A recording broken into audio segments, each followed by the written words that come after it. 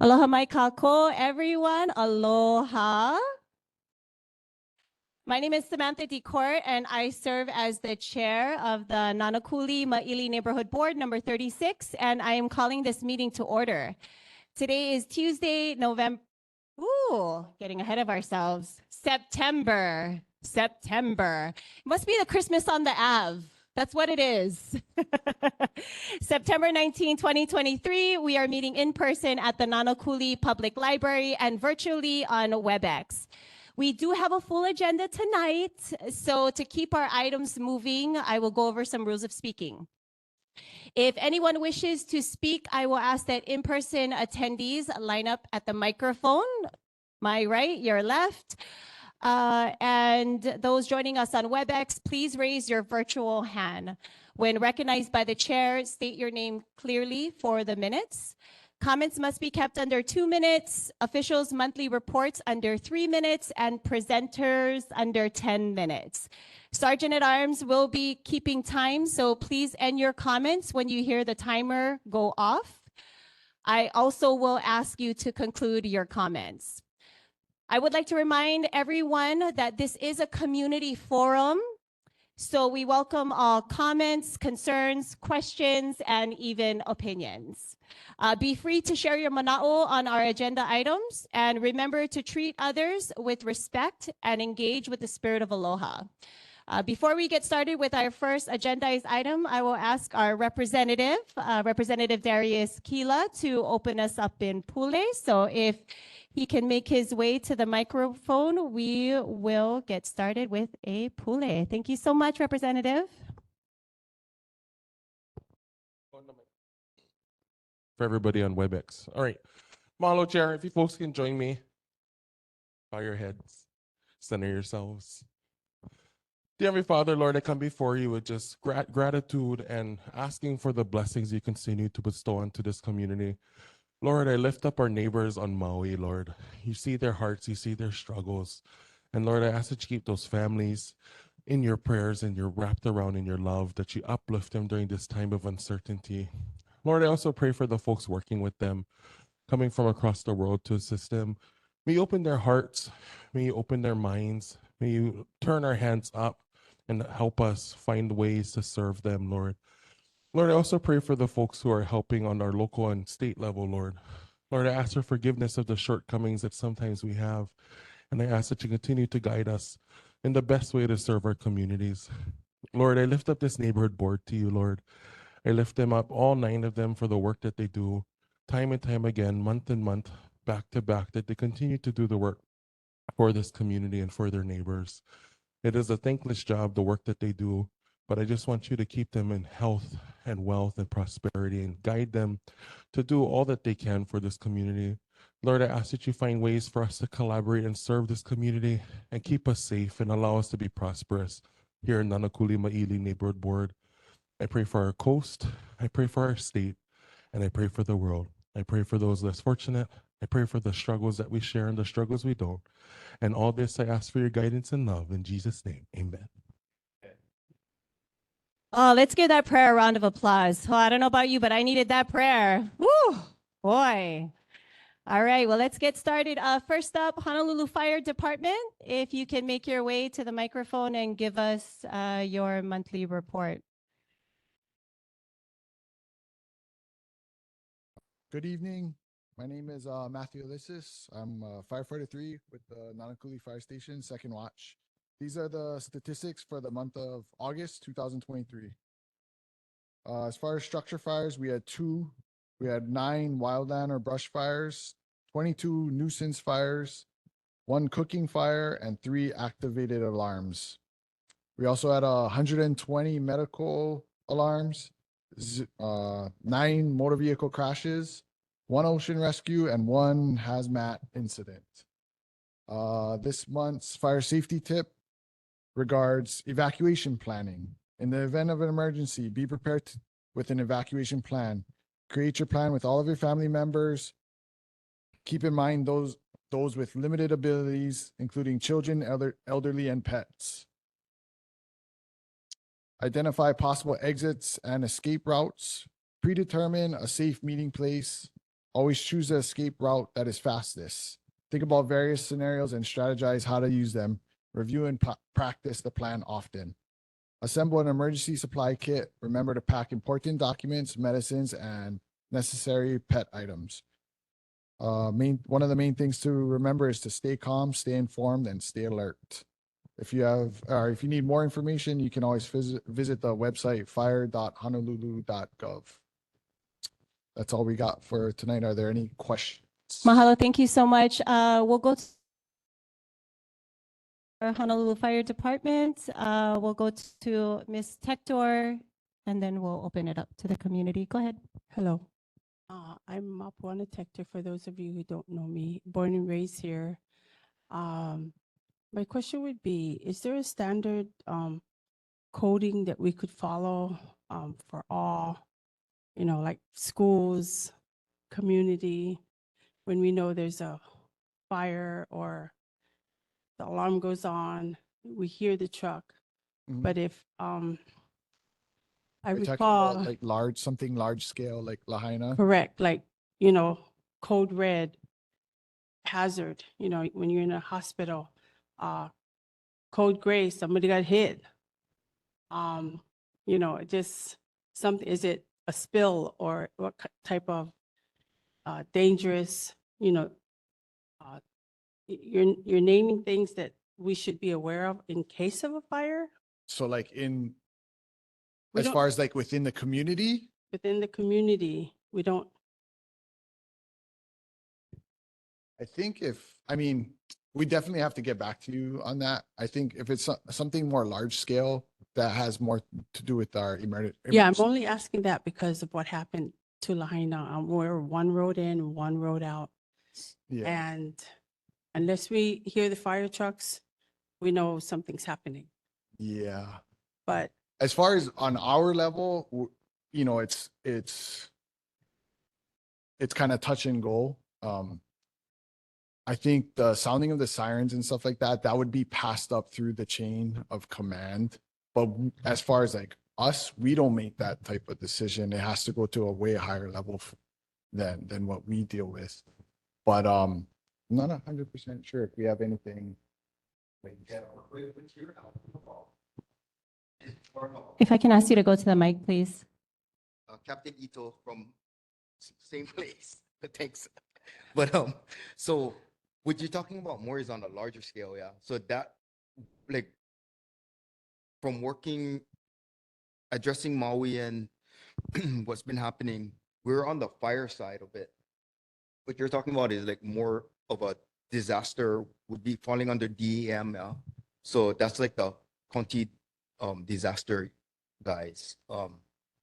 So I can follow, yeah, we can follow up, but that's a larger picture question than just the fire department itself.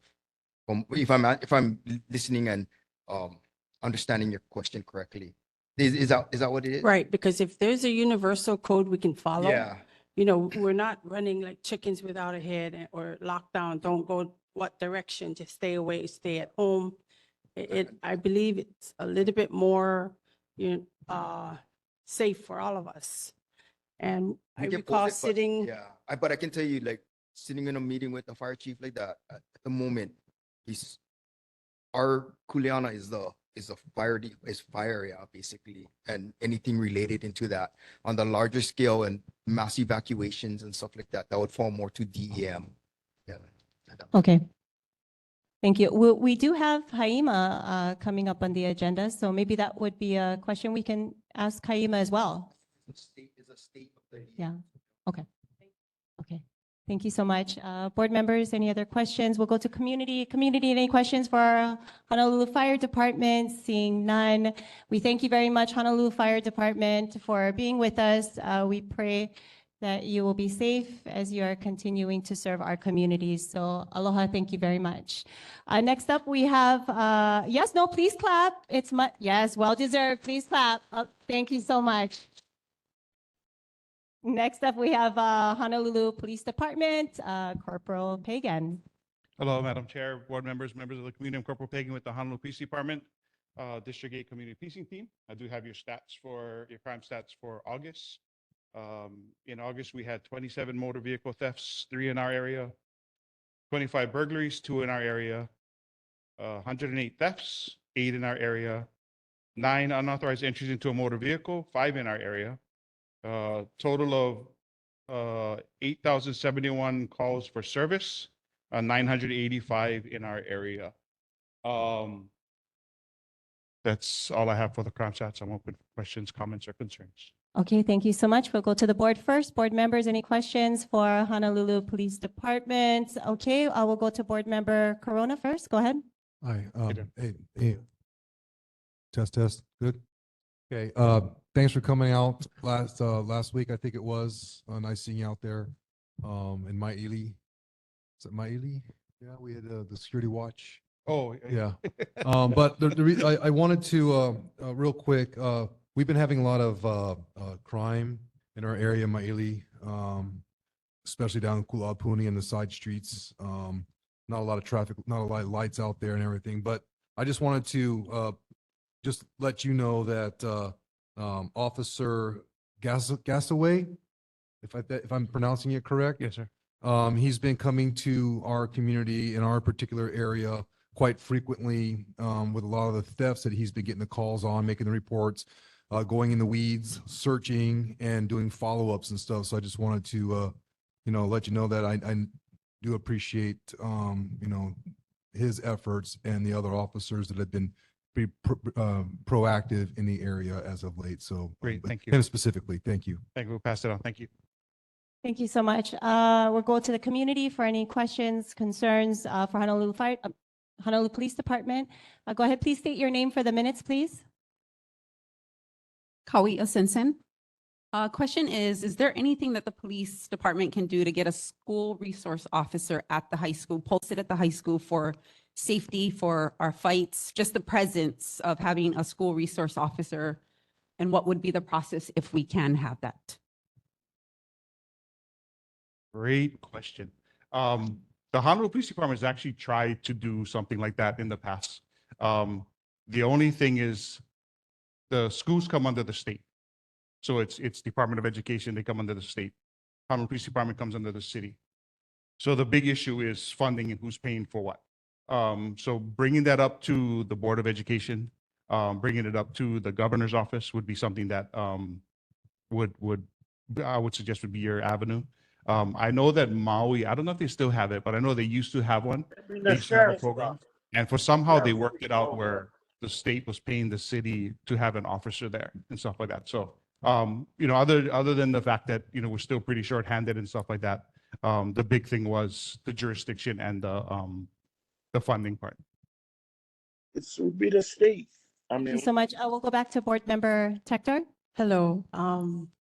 There was a thief that occurred, auto theft, and it came from someone that lives across of Hakimo, the homeless. I noticed it's expanding, and they're probably not where houseless. have you been? They're there. Came across the street, stole my friend's car, and they gave him the person's name that stole the car. So what is the turnaround time after giving information to you? And Once the case is made, as far as the auto theft, Turnaround time. police report is made and it actually goes to the detective. Again, it's a process of getting the statement from the owner of the vehicle, how they were able to identify the person, how they knew it was a person and stuff like that. Once that's done, if they can make a positive ID, it doesn't take long if we can find the guy. If we know that he's in the area, a lot of times because we work very closely with the homeless and the outreach and stuff like that, a lot of times they'll call us to let us know that they're looking for someone. But as far as a time frame, really depends on when we get it from the detective once the case is made, unless it's something where it just happened and we know the guy's here and then we can go and pick him up. Hope that okay, answers your question. it was a friend that, the last name is Bonham, Well, I don't think we're gonna. Yeah, but- right there. I know his car got And stolen. his car got stolen. Okay. Yeah, Yeah, so I mean, like I said, if he made the police report and he was able to I thought identify the person, investigation or a neighbor was able to identify the person, then it's just a matter of going through the Good, process of friend. do the identification with the detective and working it that way. Okay, very good. Anyone in the community questions? Oh, please go ahead, former board member Jolene Valenti, thank you so much. Question for Honolulu Police Department. Hi, Jolene. Aloha. Hi, everybody. I just had a question. So lately I've been noticing, well, it's actually for a while, I've been noticing Kahau Street.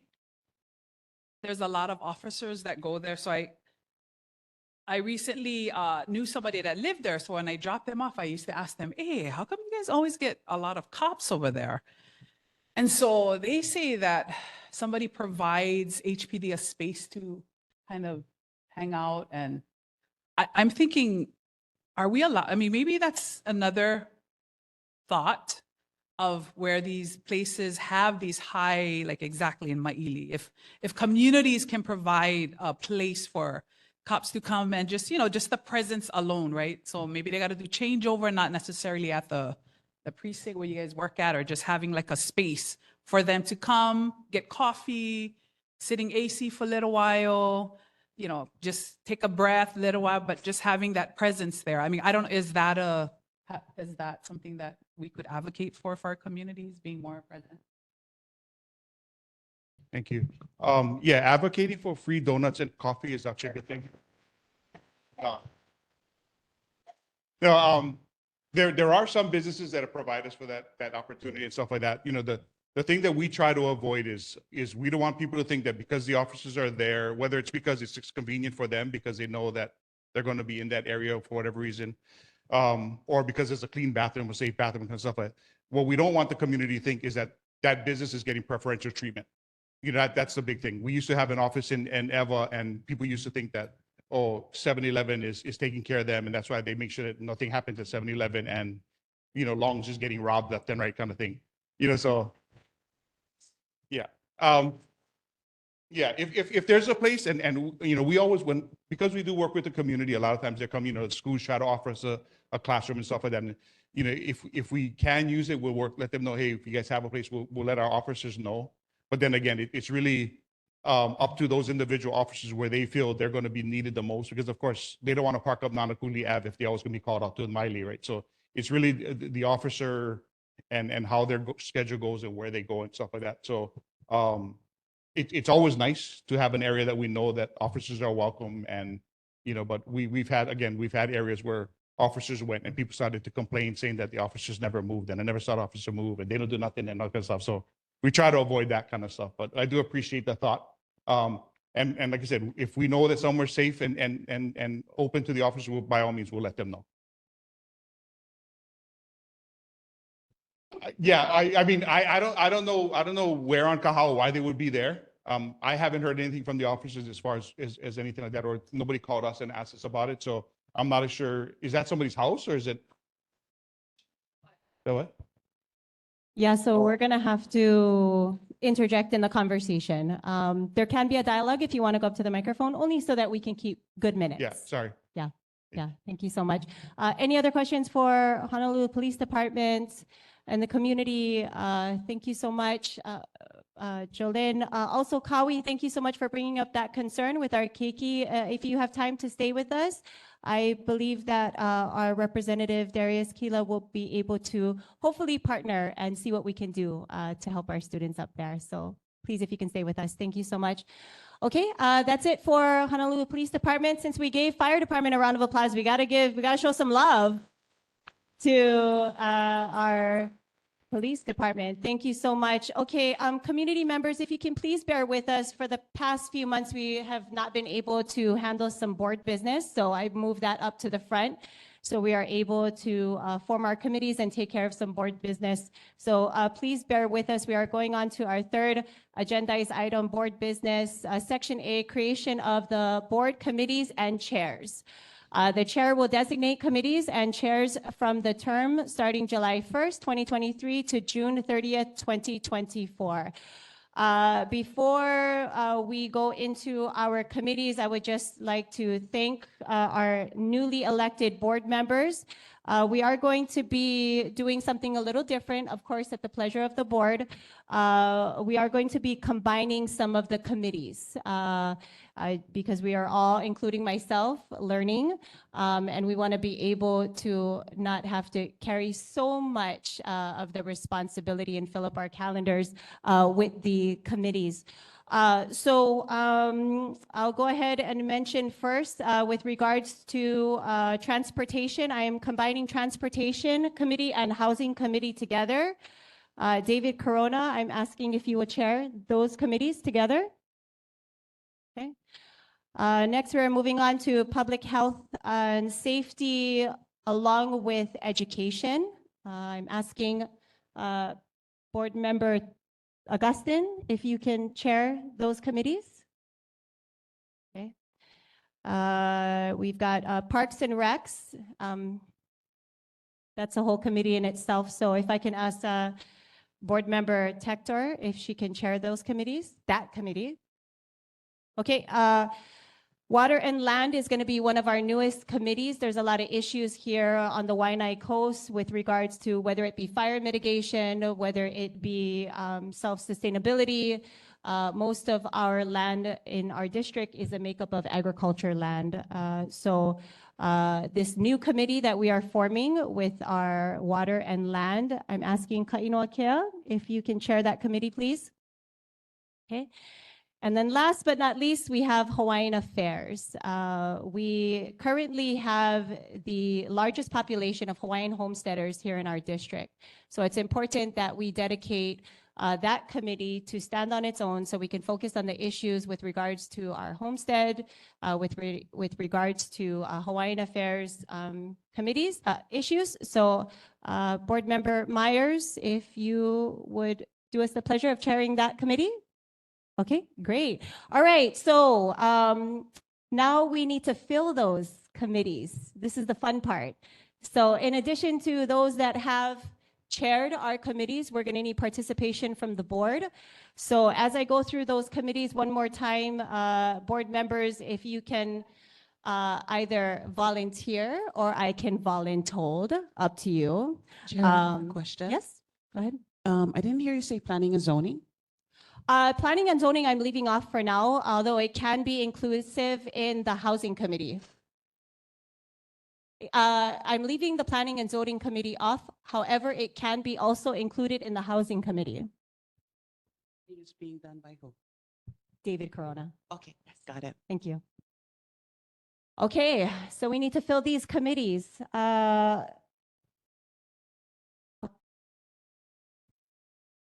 Okay, so we have board member, we have Ms. Hanohano, because there are two Hanohanos. So we have Ms. Hanohano that will be with Parks and Rec Committee.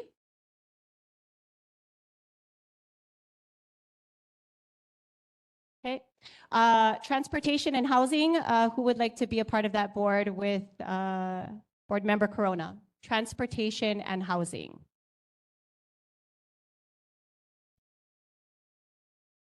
Thank you. Thank you, Ms. Myers. Okay, next we have Public Health and Safety along with Education. Who would like to assist Ms. Augustine in that committee? Board Member Ayo, thank you very much.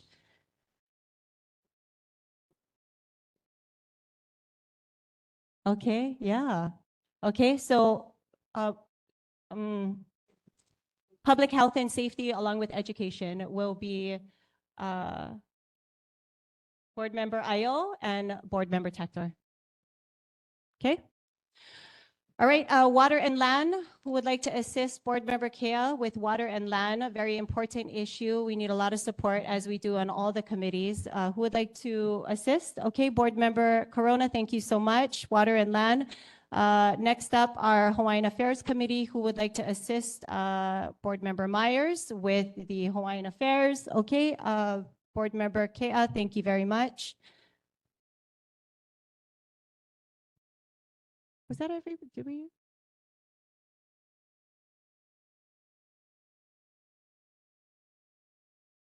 Three members.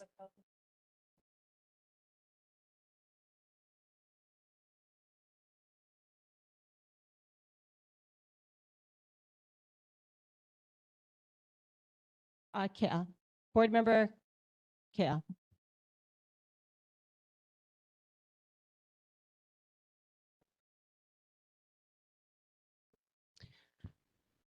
It's okay.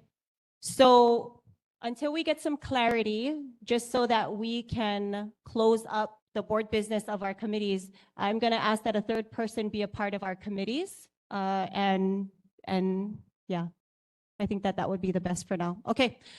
Okay, so we'll go from the top of the list again, transportation and housing. Who would like to assist? Board Member Corona, okay. Board Member Kea, thank you so much. Public health and safety, education. Oh yeah, there's 3 already. Okay, Parks and Recs. Okay, thank you very much. Water and land.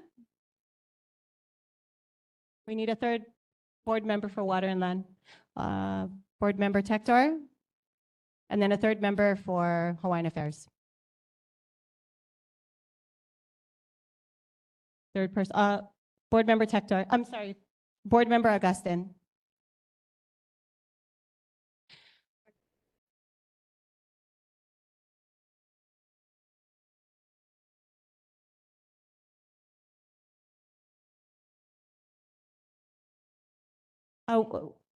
Was there a third for Parks and Rec? Oh, okay. Oh, Ed, you're so quiet over there. Thought we forgot about you. No worry, we're gonna put you on one committee.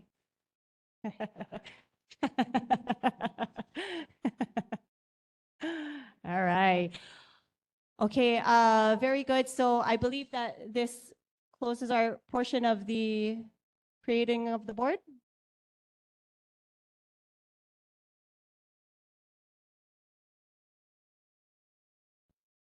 Okay, I'll need a motion to approve, a second, and vote.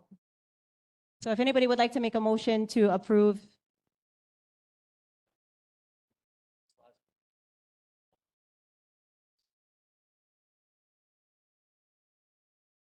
Okay, well, Jackson is the boss. Okay, so I'm going to give this over to assistant, and then he can read again the committees and then the members that are a part of those committees. Yeah, yeah. Okay, go ahead. Hi there. So going through them again real quick. Transportation will be David, Jermaine, and Kainoa. Parks will be Tector, Naomi, and Ed. Public health will be Augustin, Paul, and Tector. Water and land will be Kainoa, David, and Tector. And Hawaiian affairs will be Jermaine, Kainoa, and Augustin.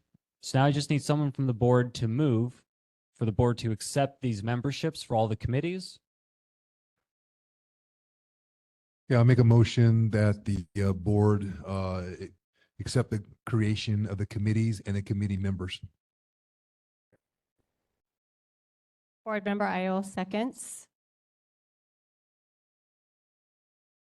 Okay, so let's do this by hand vote. All those in favor, raise your hand. All those that support, raise your hand.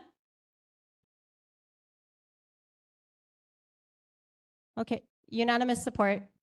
Thank you very much, board members.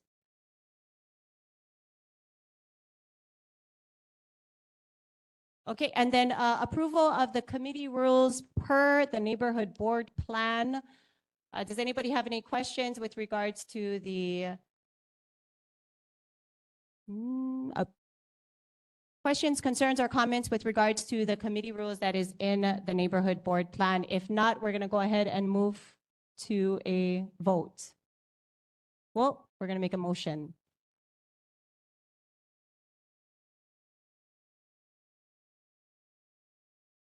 Okay. Perfect. Okay, we're moving on to agenda C. Approval of Nanakuli Neighborhood Board number 36 Facebook and Instagram page. I'll give this over to Board Member Augustin to explain this item. Go ahead. Aloha, thank you, Chair. So,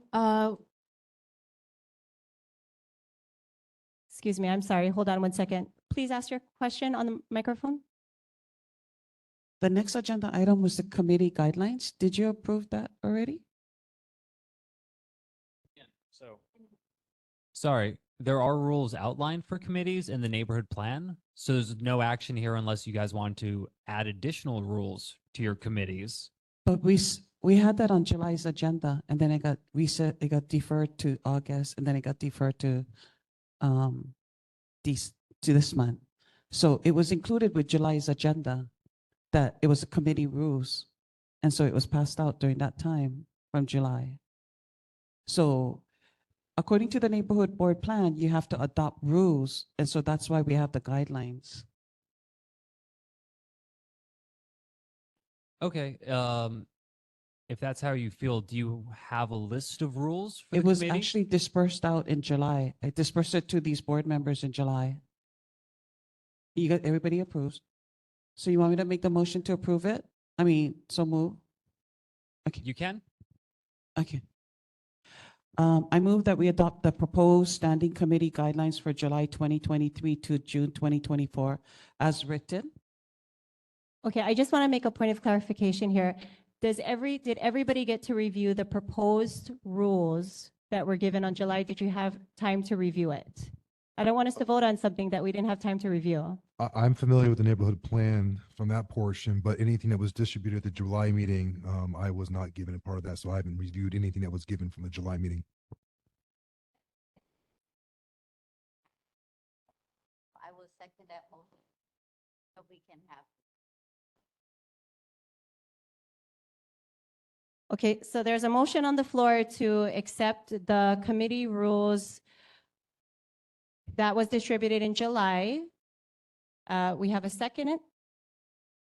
Yeah. So now we're open for discussion.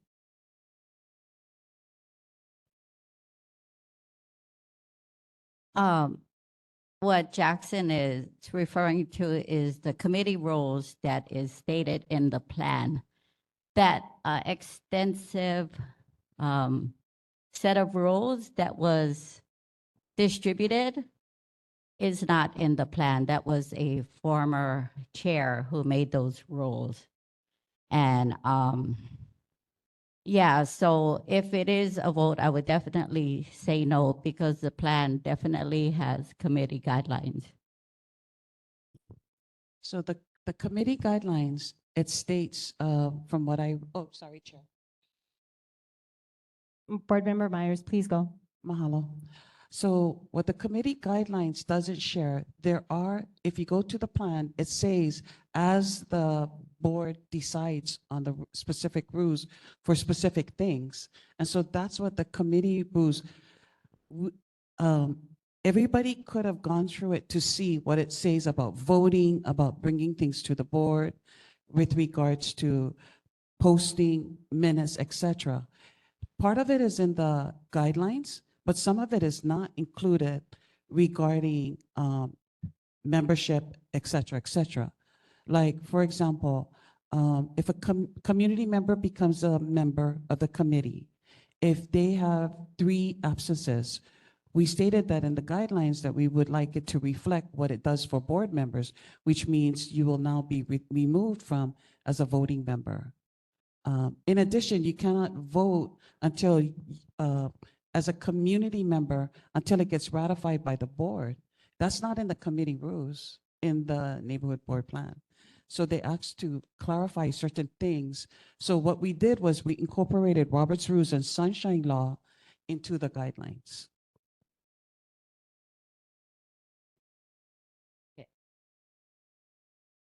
Go ahead, May- Board Member Hanan.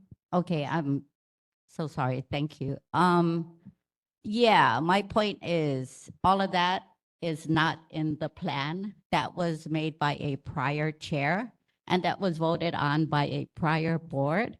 And if the people here wants to continue that, that is their choice, but I will say no. And that is what I'm saying. Thank you. Okay, Chair.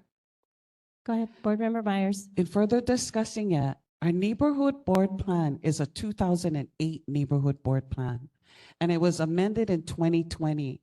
And so if you're saying that the whole board, it wasn't written by a chair. It was outlined by numerous chairs, Cynthia Resentes, Patty, and prior to that, other chairs.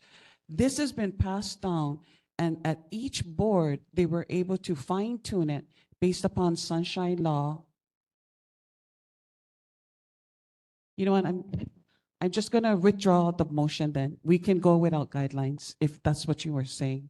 Because I feel that we have to incorporate sunshine law, we have to incorporate Robert's rules into our guidelines. If we're working with a 2008 neighborhood board plan that wasn't amended or was amended, but it wasn't incorporated into our guidelines. But if this board doesn't want to work with guidelines, Naomi, I'm fine with that.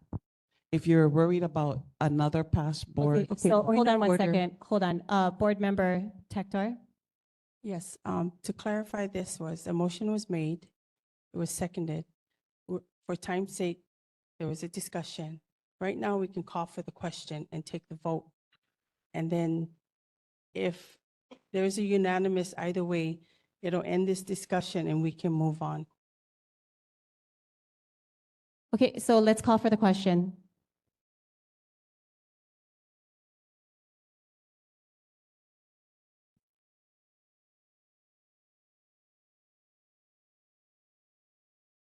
So going down the list, Paul. Sorry, to reiterate, this is voting on whether or not the board will adopt the optional committee rules that were circulated in July for the board to look at. Now, going down the list, Paul. Augustine, Abstain. Tector, No? Myers, Yes. Kea, Abstain. Ed, Stay. Naomi, David, I never saw the rules, so therefore I abstain. and lastly, Chair.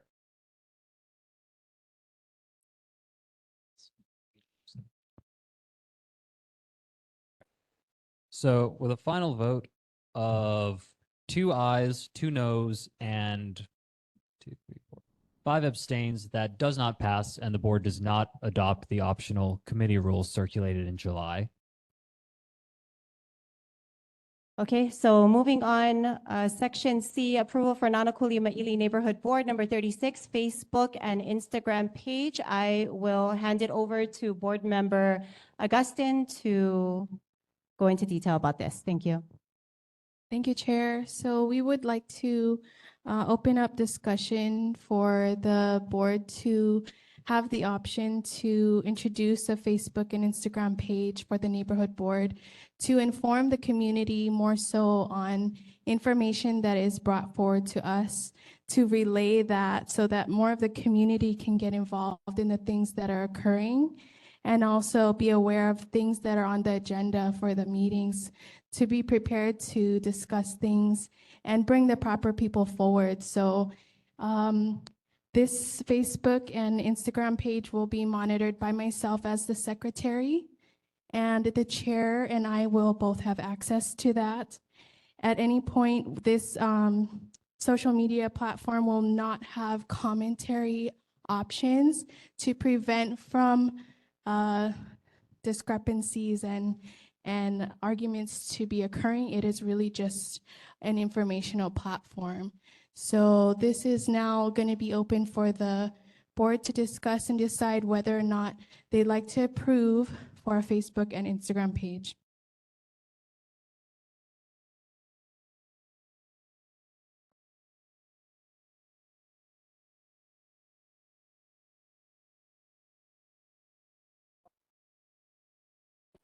Sorry. Yeah. I move for approval of a Nanakuli Maili Neighborhood Board number 36 Facebook and Instagram page.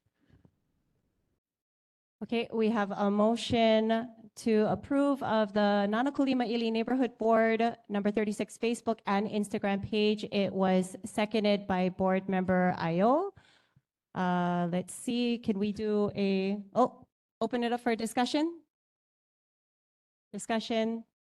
Okay, Board Yes, Member Corona? I just have a couple questions. I don't do social media, so are there costs associated with either Facebook or Instagram? No. Okay. And then who who determines the posting of what gets posted? Is it the chair that gives you the information that put this on Facebook and Instagram? Is that how it works? So whatever's relayed by the chair for me to then post will be added to the social media platform. And it can also come directly from the individuals who are sharing that information. So if there's a platform that already exists under, for example, the Board of Water Supply, that they're going to be hosting a town hall meeting for everyone to be more informed about what's happening, that social media post will then be reposted onto the Nanakuli Neighborhood Board post. So all of the information should be coming directly from another resource for us to then disseminate out. Okay, thank you. Okay, board members, any other questions? If not, we'll take a voice vote. Okay, seeing no questions, all those in favor say aye. All those opposed say nay. Abstains? Chair, I abstain. Okay. All right, 801, it passes. Thank you so much, Board Member Augustin. Okay, we'll move on to approval for Nanakuli Maili Neighborhood Board number 36 to participate in the Nanakuli Homecoming Parade on October 4, 2023. Can I get a Hawks baby out there just to break it up? Just break it up. It's getting a little hot over here. It's getting a little hot over here. All right. Okay. Board Member Augustin, if you could share also with the board, please, on what that participation looks like, details. All right. So we have a discussion with Mr. Robin Kitsu, who coordinates with the Nanakuli High and Intermediate School. This year's homecoming parade is going to be on October 4th, 2023 from 4 p.m. to 5 p.m. from First Road to Nanakuli High School. Their theme is Hawks in Hollywood. So the meetup will start at 3:15 at the Nana Ikapona Protestant Church. They will designate a space for the board if we should we decide to participate and walk with the school. They will designate a slot for us, and we will coordinate to have t-shirts and a banner to hold. So our presence can be made known that we're here to support the community, here to support our high school. So that is open for discussion for our neighborhood board to participate on October 4th as a whole. Chair, I move for the approval for the Nanakuli Neighborhood Board number 36 to participate in the Nanakuli Homecoming Parade on October 4, 2023. Okay, we have a motion made by Ms. Hano for the Nanakuli Maili Neighborhood Board number 36 to participate in the Nanakuli Homecoming Parade on October 4, 2023, and that was seconded, I think, by Board Member Ayo. Okay. Open for discussion, board members. Chair, Go ahead, Board Member Myers. what time is it? From 4 to 5 will be the parade, and the designated meetup time so we can be in order per the school will be at 3:15. Okay. Okay. And the route is from, From Nanakuli Protestant Church, Nana Ikapona Protestant Church First Road up to Nanakuli High and Intermediate School.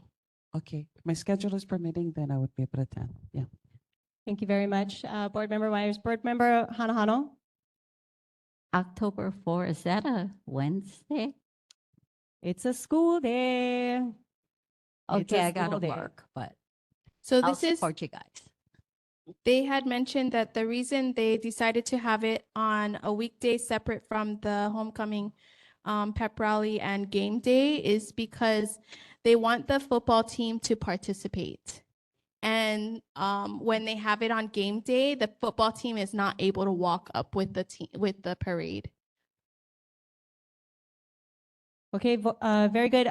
Board members, any other questions? If not, we'll take a voice vote. All right, all those in favor, say aye.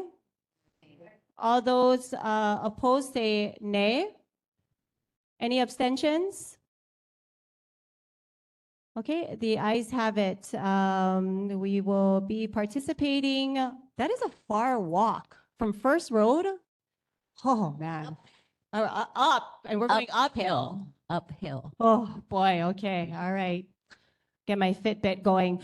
Okay. Well, we're very excited to participate in the homecoming parade on October 4th. So, board members, thank you very much for your participation. We do know that it is a work day. So, Kalamai, if you're not able to make it, we understand your schedules, but thank you for supporting us in other ways. Okay, we're moving on to agenda item E, approval of Tuesday, July 18th, 2023 and August 15th, 2023 regular meeting minutes. Chair, I move to accept the approval of the Tuesday, July 18, 2023 and August 15, 2023 regular meeting minutes.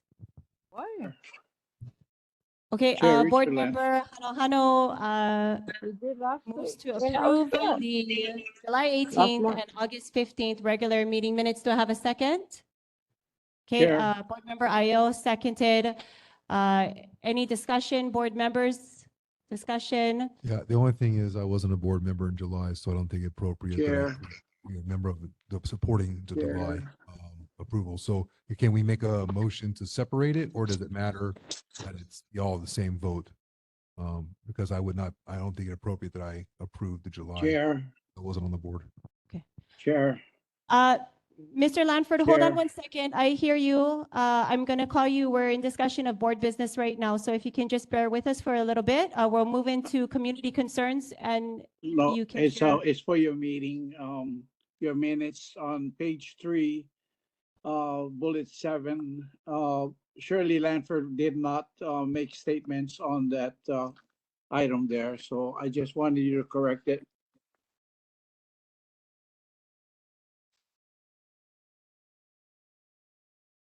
On your Nanakuli Christmas parade, Shirley Lanford did not make any comments on it. Thank you. Which minutes, July or August? It's for the 15th. Let's see. August 15th.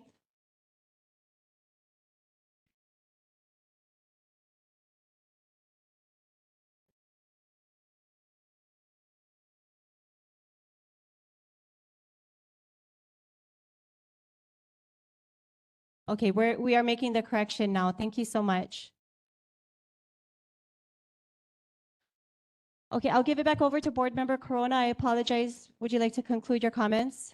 Yeah, it was just, I don't know the protocol. I just want to make sure that the protocol is correct. I was not a member of the July board, so is it acceptable that I provide a yay or a nay or comment or vote on that for that July?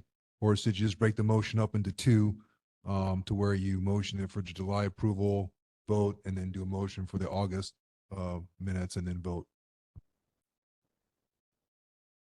It's more maybe an NCO type question, if that's going to be a, okay.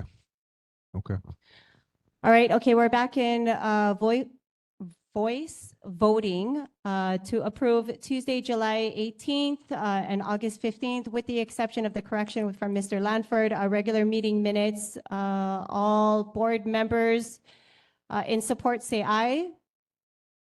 Those opposed say nay. Any abstentions? Okay, the ayes have it. We have approved the July 18th and August 15th regular meeting minutes. All right, okay, last item on board business. Thank you guys so much for hanging in there. We're almost there. All right, board member attendance at community meetings. I'm gonna have Jackson go ahead and do a roll call. You can share the community meetings that you have attended. Okay, going down the list, we will start with Paul. Representative Keela's transportation meeting up at the high school, the Kupuna Council meeting up at Pokai Bay, and I believe all the fire awareness meetings that they've had at the here at this library and over at the Waianae Comprehensive Health Center regarding the fire danger. Okay, next on the list, Malia. The wildfire emergency evacuation meeting, August 24th, and also the town hall for the Department of Transportation on September 5th. Next up, Mapuana. The Waianae Neighborhood Board that was held in August. Also the fire disaster here. Kila's Town Hall, Department of Transportation. Jermaine. Waianae Sustainable Communities Plan on August 23rd and July 26th. Waianae Neighborhood Board on September 5th. Hawaii Wildfire Management Organization meeting, I can't remember what day last month. And then DHHL Resource Fair on August 19th. Samantha. August 23rd, evacuation plan at Waianae Comp. August 23rd, Waianae Sustainability Meeting.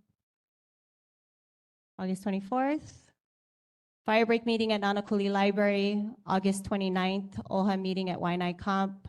August 31st, PTSA meeting at Nanakuli High School Library. September 3rd, Lahaina Benefit Concert at Kawaihona. September 5th, Department of Transportation Town Hall. September 8th, Neighborhood Security Watch at Maili Elementary, and September 12th, Honolulu Hale testifying on Bill 39. And that's it for me.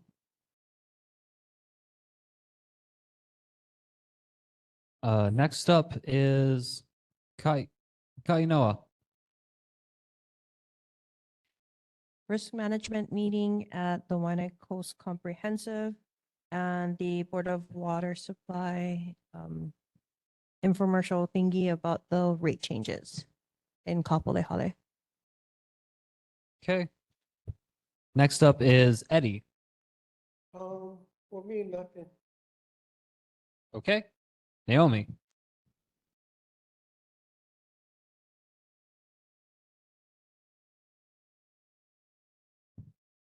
David. Oh, yes, the Department of Transportation Town Hall meeting at Nanakuli High School, Neighborhood Security Watch in Maili Elementary, the City Council Budget Committee meeting, and the Waianae Sustainability Plan meeting.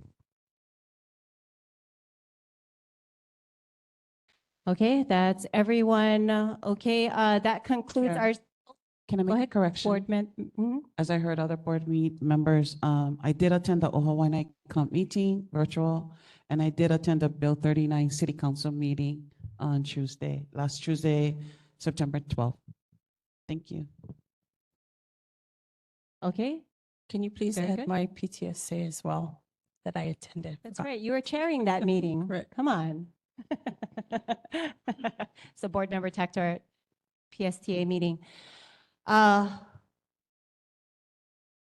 Okay, very good. Okay, that concludes our section of board business. Board members, I want to thank you for a very healthy discussion. Thank you for a collaborative discussion.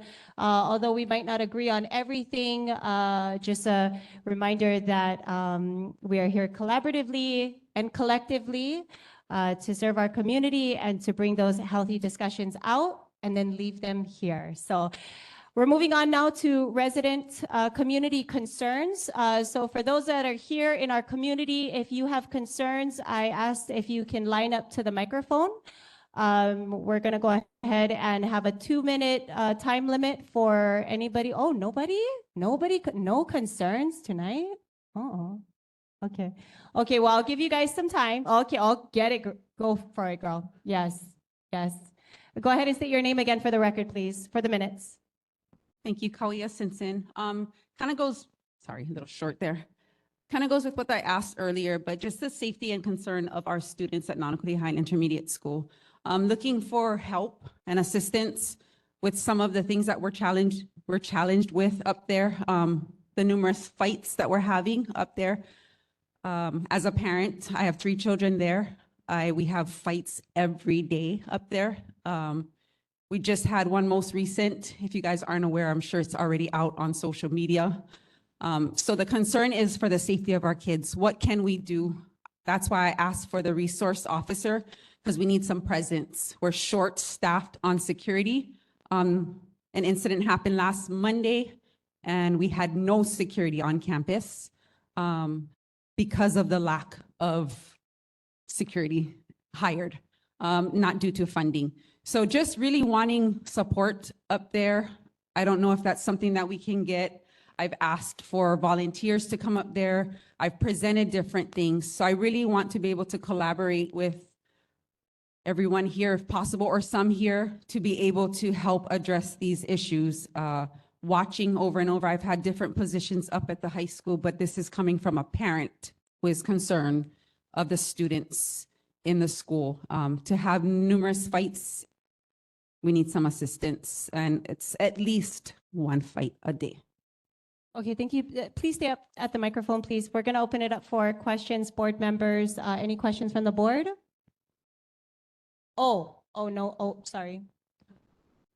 I'm not, What- since you're asking for help, the only suggestion is. Okay, I apologize. My correction, my bad. We're not allowed to Go- have open go to discussion the with regards IG to. and go on PTSA. Oh, thank Yeah. you so much. But- Thank you for sharing your Chair? concern. Please continue to stay with us. I- Board this, Member this, Corona? this is not for this, but is our governor's rep online?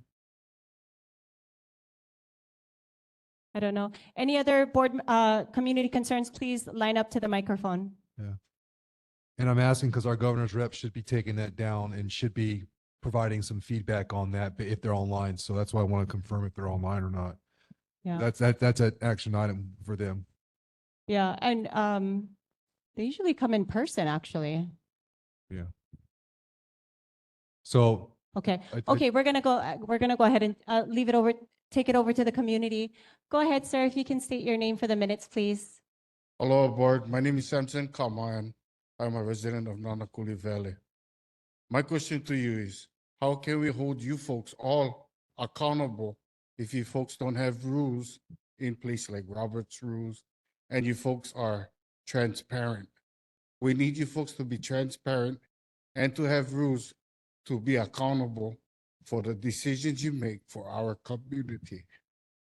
And by me saying that, a lot of this stuff is wishy-washy. You guys need to get your act together. I know this is a new board, but you guys gotta be organized. And it all starts from the top. So my suggestion is you folks take care of you guys, organize and get better, because I'm sitting right here and listening to you folks. You guys aren't organized, and I'm telling you the truth, because I've been in other committees and on boards too. So we need to hold you folks accountable for everything that you guys decide, because their decisions affect us. Thank you. Thank you very much. Thank you very much for your concern. Community concern, please line up to the microphone. Go ahead, state your name for the minutes. John Napudi Travis, class of '89, Nanakuli Hawks. Kawi, I'll supply your security for Nanakuli High School. You have my word for that. Awesome. Thank you very much. Thank you very much. Yeah, let's give that a round of applause. Awesome. Very good. Okay. No more community concerns in the room. We'll go ahead and go virtually. Oh, I apologize. Go ahead, Board Member Myers. I have a community concern. Mahalo. First of all, I wanted to share with the board that I attended the DHHL Resource Fair on August 19th. I was sad to not see other board members there, especially since we represent this community, and it was a fair that I thought I attended it, and it was so amazing. It had so many opportunities for community members to have resources upon resources upon resources. It had so many opportunities for our board members, if we wanted to dialogue with DHHL staff, DHHL chair as well.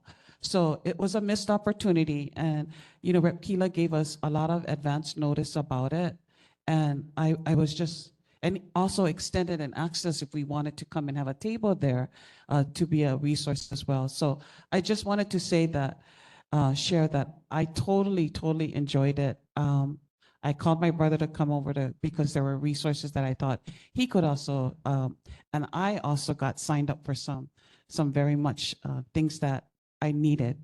So I wanted to share that about it.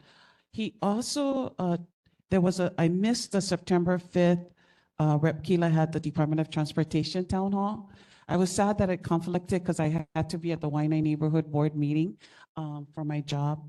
And so I'm hoping that our community as well, because sometimes our meeting gets tight and we don't have time for Rep. Keela to come up and give his report. I really wanted to make sure that he's going to have the next town hall meeting on October 11th. And I wanted to encourage community members and board members to attend the lawmakers listening session from 6 to 8 at Nanakuli High and Intermediate School cafeteria. We rarely get opportunities to engage kuka with our legislatures. And when they open up the doors for us to be able to get our voices heard, this is a great opportunity. Neighborhood board is one, but town hall meetings are another. And especially when it's fine-tuned to a specific subject that I hear people coming up here many times to say, this is a concern, this is a concern, this is a concern. Transportation is a concern, DHHL was a concern, and so I hope that people can look at that as well. Thank you very much. Your time is up. Okay. Thank you so much. Mahalo. Okay, go ahead, up to the microphone, please. State your name for the minutes, please. Aloha, my name is Charlita Mahoy. I also live in the Nanakuli homestead. I just wanted to comment in regards to Kauia Sinsen's comment she made in regards to security at Nanakuli High School. This is our Kuleana. It doesn't just belong to Nanakuli High School. It belongs to each and every one of us here tonight.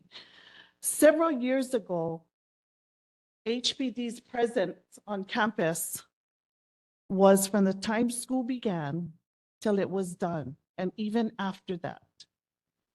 HPD mentioned resources, funding, always a problem. We always have that concern. But a few years ago, a retired police officer was on campus every single day. And if HPD needs a place to come, sit down, get some AC, have a cup of coffee, I am the new PCNC at Nanakuli High School. We will make the space available for them to come, put their blue lights on and let our kids know that we have presence. And that's all it is. We have we have presence, our officers. And perhaps there may be a retired officer in our midst tonight that may want to support that effort. I couldn't go by without making the ask. Thank you very much. Yes. Thank you very much. Okay, so I don't see anybody else in the room lining up to the microphone. We do have a virtual hand raised online. So Cassandra Warner, if you can unmute and share your community concern. My name is Cassandra. It's mostly a comment for this evening. I just wanted to say thank you to Kawi. She's the team mom for the Nanakuli football team. And this past month on September 10th, we did a beach cleaning at Zubland all the way through Kalanianaole Beach Park. The boys and I and other parents who came out, we picked up about 20 large bags of trash. I actually created a video. I would love to share it with you, Chair, so that you can share it with the community. But the boys did so well, and I'm so grateful for Nanakuli Board as well. You guys helped me find resources and reach out to different people to make this happen. And I've been talking with doing the next one in October, and I decided to stewardship Kalanianaole and Zubland with the Nanakuli boys. And next month, I'm hoping to reach out to the Waianae Riders and bring the schools together, because Waianae Moku is one. Nanakuli, Maili, Makaha, Waianae. We all 96792. So I think we can bring unity, and if we can start with the kids, this is going to be great. But I thank all of you guys for everything that you guys do. Thank you guys so much. Thank you so much, Cassandra. And yes, thank you for the great work that you did out there in Subland. We really appreciate you. Thank you very much. Okay. Any more in the room? Nothing on virtual. I have a You have a question. community concern? Sorry, question for Go Warner. ahead, Board Member Augustin. For Warner, is there a date set for October? Not supposed to ask questions, but we'll go ahead and get in touch with you. Our Parks and Recs chair will get in touch with you, Cassandra. Thank you so much. Okay, Uncle, go ahead, go up to the microphone, state your name for the I was minute. kind of confused about you guys not answering the parent, the fighting of the school. Why? Why is that? So according to Robert's rules, Robert? Robert who? Robert Kikaula. No, I'm just joking. No. No. I'm going to have Jackson go ahead and explain this to you. Hold on. I'm sorry about that. The reason is that the board isn't supposed to discuss or take action on anything that's not on the agenda, and that's part of the Sunshine Law, which is that comes from the state legal team. So it's okay to raise concerns here, but the board has to wait until a future meeting to talk about it. But tonight she's speaking at us as a parent. She's speaking at us. So, I mean, that was confusing me because Auntie here just went right into her story about the homestead, the fair she was at. So my cousin over there kind of wondering, you folks all took this job. My cousin at the end, he's a man of few words. So let's get like I say, thank you so much. Okay? Thank you. Thank you very much for your comments. Thank you. All right. No more community concerns. We'll go ahead and move on to.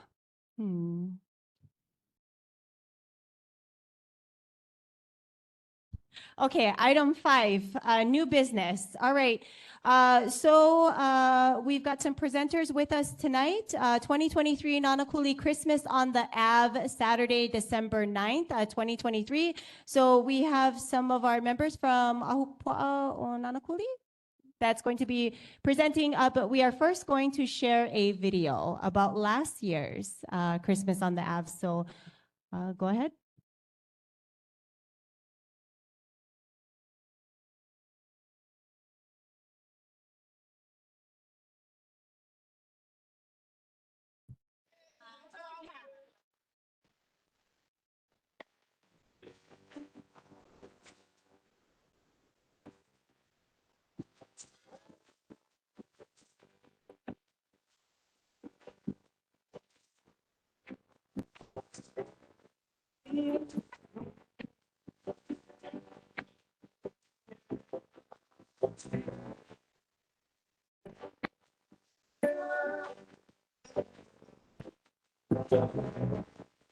I was born and raised in Hawaii, in a really small town on the west side, where the sun goes to fall asleep, and where the people share everything and their love. Take a drive down Farrington Highway, then you'll see why I'm proud to be from Nanakuli.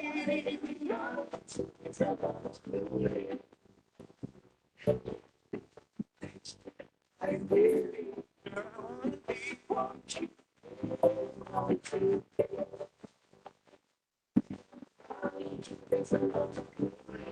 I'm so proud. It's beautiful place.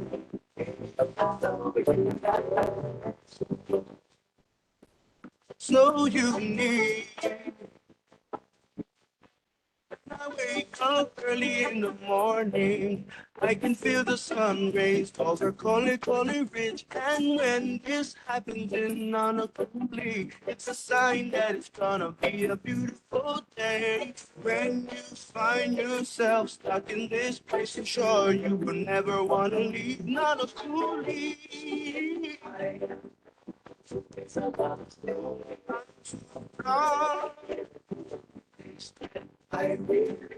I really wanna be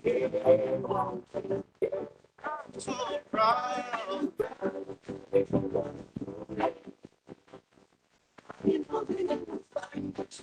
So beautiful place.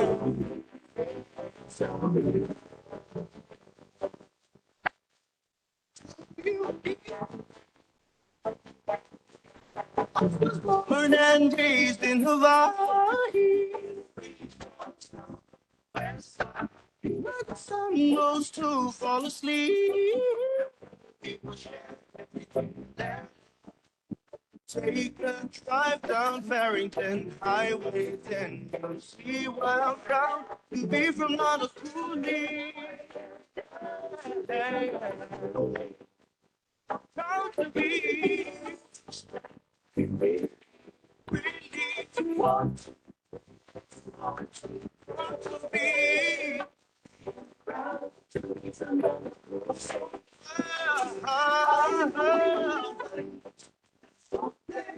Beautiful place.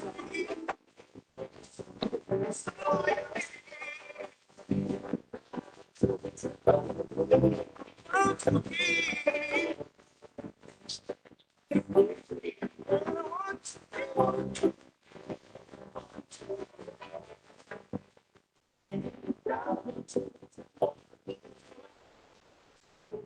Yeah, you give that a round of applause.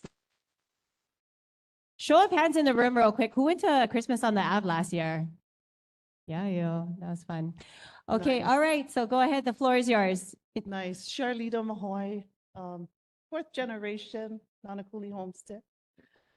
I'm so proud of each and every one of you here tonight because this happens because of you.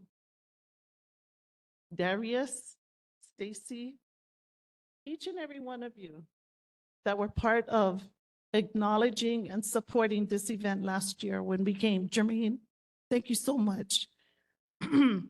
This year's event, if you were there last year, you saw what it looked like. Wasn't that amazing to see it from the air, from Mocha to Makai, to see all the people there because of you all, bringing them to our community to see, to showcase our talent, our entertainers, to see what we can do as a community. There have been so many people that have said, can you come help us in our community? Of course we can, right? Can I get all of you to join me? We can do it, and we're gonna do it again. There are a few changes. The event begins at 3rd Road up to 6th Road. The change, 3rd Road and 6th Road will no longer be blocked. The residents on those streets will have full access in and out. We will have a road closure team at every block throughout the event to support our neighbors that may need to get out. But 3rd and 6th Road will no longer be prohibited from accessing their property. So, Mr. Kama, you can go in and out anytime.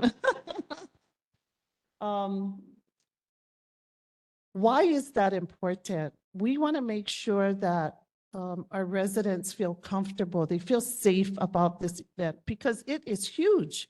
You saw there were probably somewhere between 8 and 10,000 people, and that's the first year. We know what we can do. We know what the numbers can be. We're going to make it happen, but we're going to make it happen with safety.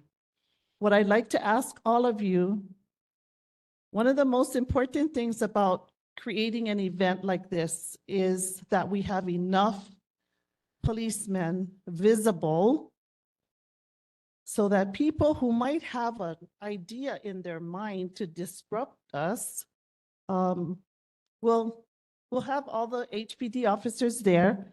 Operation Blue Light Christmas, Pastor Alan Cardenas, who gives away 1,000 Christmas gifts to our children.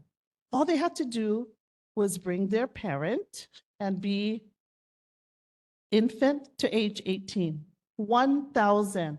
This year, they're looking at 2,000. 2,000. Can you imagine that? Nanaikapono Protestant Church. If you see Pastor Allen, give him a hug. They're actually starting to wrap gifts already. Yes. Yeah. So we're really excited about that opportunity. In regards to safety, our event went with no incident. None at all. That's amazing. Amazing. And we plan to do it again with all of you helping us. John, you coming on board, right? In regards to how do we make this event work? It takes a lot of sponsors. It takes a lot of organizing, many late night hours at the computer, phone calls, Darius help, and he's right there.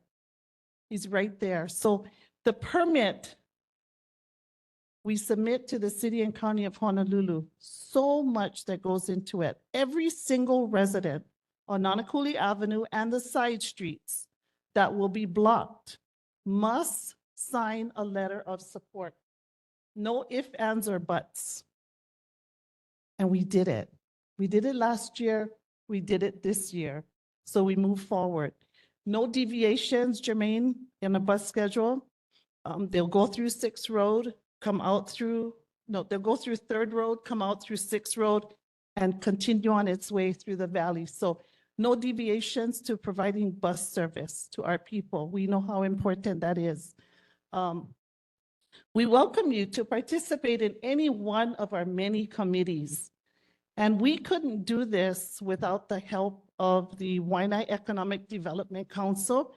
They handle all of the financial responsibilities for the event. So that means any money that comes in goes through them. And so we're so grateful for Joe Lapalio and his gang over at WEDC to help us. Lots of help still needed. We're still looking for block captains. So if anyone wants to participate, we need block captains. We need, Jolene, I think we need 6 of them.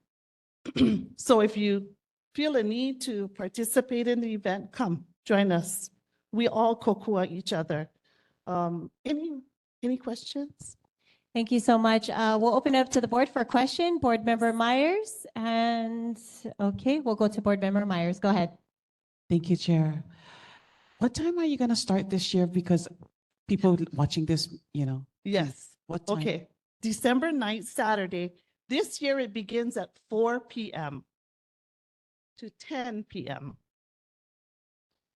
I mentioned some changes. In the excitement of it all, we are celebrating 93-year legacy of the homesteaders in this Nanakuli homestead. People that they were the original settlers back in the 1930s. So if you know someone, please share that information with us. We do have a committee that will be working together to get their stories, their mo'olelo about how was it back then? How did you select your property? Was your grandma one of them, Jermaine? I think so. Yeah, I think I saw her name. My tutu was one of the original settlers back in 1933, I believe. So if you have any information in that regard, please don't hesitate to share it. Nanakuli Christmas on the Avenue is our website. We've got lots of important information. If you want to email me, the email address is there. We will also have a Christmas decoration contest for those who live in the valley, as well as Series 7 and Subland. So there's more information about it there. Please check it out. Come join us. I think the prize is, I think it's cash, $250 maybe. Inter-island trip or something, right? I just have a couple more questions. I know that at Ahupa'o Nanakuli meeting, Chair Cully Watson came there.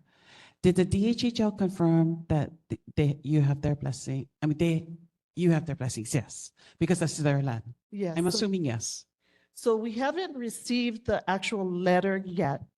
Pastor Cardenas has been working with Chairman Watson, and his staff was here last year, so they're really excited about it. We just haven't received the actual letter yet, but we've heard good things about them supporting us. And then I wanted to confirm to this board that in January, I asked HPD and HFD if there was any issues and they confirmed no, that Yeah. everything went smoothly. So that, Awesome. by the captain. And Very then good. the, Before you ask your third question, I'm gonna go ahead and ask, I apologize, did you want to ask a question? okay, Oh, just okay. the last question. So you confirming that on the, going up Nanakuli Ave, on the right side, the only ones that will be blocked is Fourth Road and Fifth Road? Yes, only Fourth Road and Fifth Road. Okay. Yes. Thank you, Chair. Great, thank you. Board Member Tector, okay. No, any questions here at the board? Board Member Corona? Yeah, thank you. The advertisement of it, other than the website, how else is it being advertised? And then the other question was, I remember the parking was a question about it last year. And I think across the street at the beach park and then the shuttle service and stuff. So when I fully expect more people this year, so is it going to be able to, what other parking alternatives? would Thank I be you. arranged? Thank you for your questions. In regards to parking, I recently met with all three principals from the schools in the valley, Nanaikapono, Nanakuli L, and Nanakuli High School. 100% support, they will provide their parking spaces. We are in search of individuals that will help us with security of our cars. And we have a little bit of money in our budget to offer small groups who may want to be able to provide that service. So parking, we're doing the best that we can. Nanaikapono, Nanakuli L, Nanakuli High School. Now, the other part of parking is getting our people from their parked cars to the event. And so we're looking at shuttles. Lots of pieces going on here, and we're just trying our best to make them all fit together. So yes, and what was your other question? Other than the website, what other ways are you going to be advertising it to? Because I know it's not just, it's just not here in the homestead, it's. Yes, whole- and exactly. everybody, So. So we're excited to have just released, we've done a press release recently, and that's gone out. We also have articles in the West Side Story. They're free. We don't have to pay, but we have paid 2 months, full page articles, about $1,000 plus to get the word out to our people. Now, at the event last year, we did event surveys that gave us a wealth of information on our publicizing and our promotions. We will have signs and banners from Kahe Power Plant all the way through the community out to Makaha. And those will be going up within the next month. So we're doing our best. When our flyers hit our social media, Facebook and Instagram, I welcome you to please share those with your family and friends and help us get the word out. Great, thank you very much. Okay, board members, any other questions? I'd like to make a motion. Go ahead, thank you. Board Member Myers? Thank you, Chair. I move that the Nanakuli Maili Neighborhood Board Number 36 support the 2023 Nanakuli Christmas on the Avenue event scheduled for Saturday, December 9th, 2023, along with a letter of confirmation from DHHL that they approve this event held on DHHL land and roads. Okay, great. We have a motion on the floor to support the 2023 Nanakuli Christmas on the Ave, Saturday, December 9th, with the exception of a DHHL letter for approval, and it was seconded by Board Member Ayo. Any discussion? If not, we'll go to a voice vote. Okay, no discussion. We'll go to a voice vote. All those in favor, say aye. All those opposed, say no. Any abstains? Okay, the ayes have it. We are supporting the 2023 Nanakuli Christmas on the Ave, December 9th, 2023. When you have time, please email me your letter from DHHL and we'll go ahead and give you a letter of support from our board. Thank you very much. Thank you very much. Yes, awesome. Very good. Okay, moving on to our next agenda item of new business. We have with us Coconut Rhinoceros Beetle Hawaii, crbhawaii.org.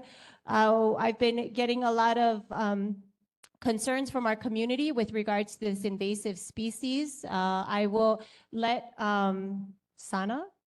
Yep, there she is. I will let her go ahead and explain more, but this is something that I'm bringing to the attention of our community because it is killing our native plants.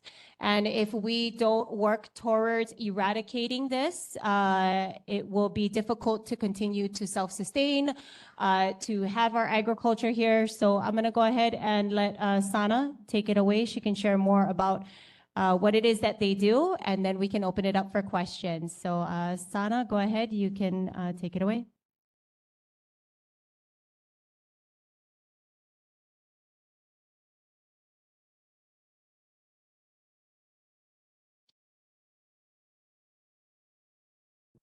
As she's coming up to the microphone, I just want to thank everybody for being here. Okay, go ahead. Hi, everyone. Thank you. Just going to do this if that's okay. So once again, my name is Sana. I'm the outreach associate for the Coconut Rhinoceros Beetle. And I'm here kind of just to give you guys a little bit of, most of you might be familiar with the Coconut Rhinoceros Beetle, but I want to give you a few updates and just some general information. So, like I said, the Coconut Rhinoceros Beetle is an invasive beetle, and it is this black beetle to the right, all black, 2 inches with a horn, and it feeds on palm trees. The primary hosts are coconut, royal, date, and fan palms, but also other palms, as well as hala, banana, sugarcane. It's what we've seen here in Hawaii, it can feed on. And then we have the larva on the, and it starts off really, really small, and then it can get up to 4 inches. And this larva lives in any decomposing plant material. So that is not just coconut, it's mulch, compost, any decomposing logs. Even we've been seeing them breed in garden soil bags. And the damage, what they do is that the adults, they can fly and they bore into the crown of the palm, and they cause these boreholes about 2 inches, just the size of the beetle. And then a few months later, when those palm fronds grow out, they will have these V-cuts, as I'm sure you've been seeing around this neighborhood. And if it feeds on a palm tree maybe just once, the palm can recover, but in heavily infested areas, if there's a lot of feeding, or if the beetle bore all the way into the meristem, or it causes an open wound for the palm, so other diseases and bacteria can get in. So we can see this complete defoliation and palm death. So this is a map of our recent trap catches. So Central Oahu is our hot spot where we have the most beetles. But as you can see, all of West Side is starting to see a heavy population increase, as well as the North Shore, North Windward Side, and then Waimanalo. And I just wanted to mention with these traps is that they are not that good of control. So we think they only catch about 5 to 10% of the beetles in the area. So they're more for our program just to see where the beetles are and how the population is doing. So this is called an invasion curve, and it just shows from when when an invasive species is first detected and kind of the step that is happening. And that is important for this program because, I don't know, you might have heard or seen on the news things like, oh, we've been giving up and things like that. And it's just with this population increase that we have been seeing, our program just had to shift from a goal of eradication to a goal of containment on Oahu, as well as control and management on Oahu. And what this means is that as a response program, our funding only allows us to do work at ports of exit. Is our primary goal. And then the priority 2 is at properties or businesses that prepare CRB host material to ship it off Oahu. So this is for us to try to contain it on Oahu. And then for all other locations, we are here to support with education, and that's why I'm here today, to educate you, as well as if you have damage and want to learn more about what you can do or best management practices, we are here to help with guidance. So our recommendations is, like I said, the breed any decomposing plant material. So not stockpiling that material, try to minimize it as much as possible, and look through it and source the material as local as possible so you don't accidentally move the material around. And if possible, just try to find alternatives such as weed mat or ground rubber, things like that.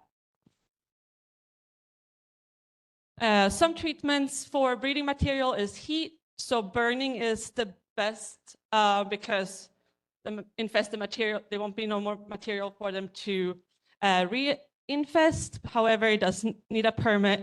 So we don't want you to just burn your mulch piles without a permit. Hot composting also works. Grinding and shipping or spreading it thin allows the material to dry up, and it also makes the larvae more accessible to find for predators. And then searching and looking through all the material and pick out all the larvae every 4 months. And then there are the chemical fumigation that is usually not very feasible for just the regular homeowner. That's more of a large scale thing.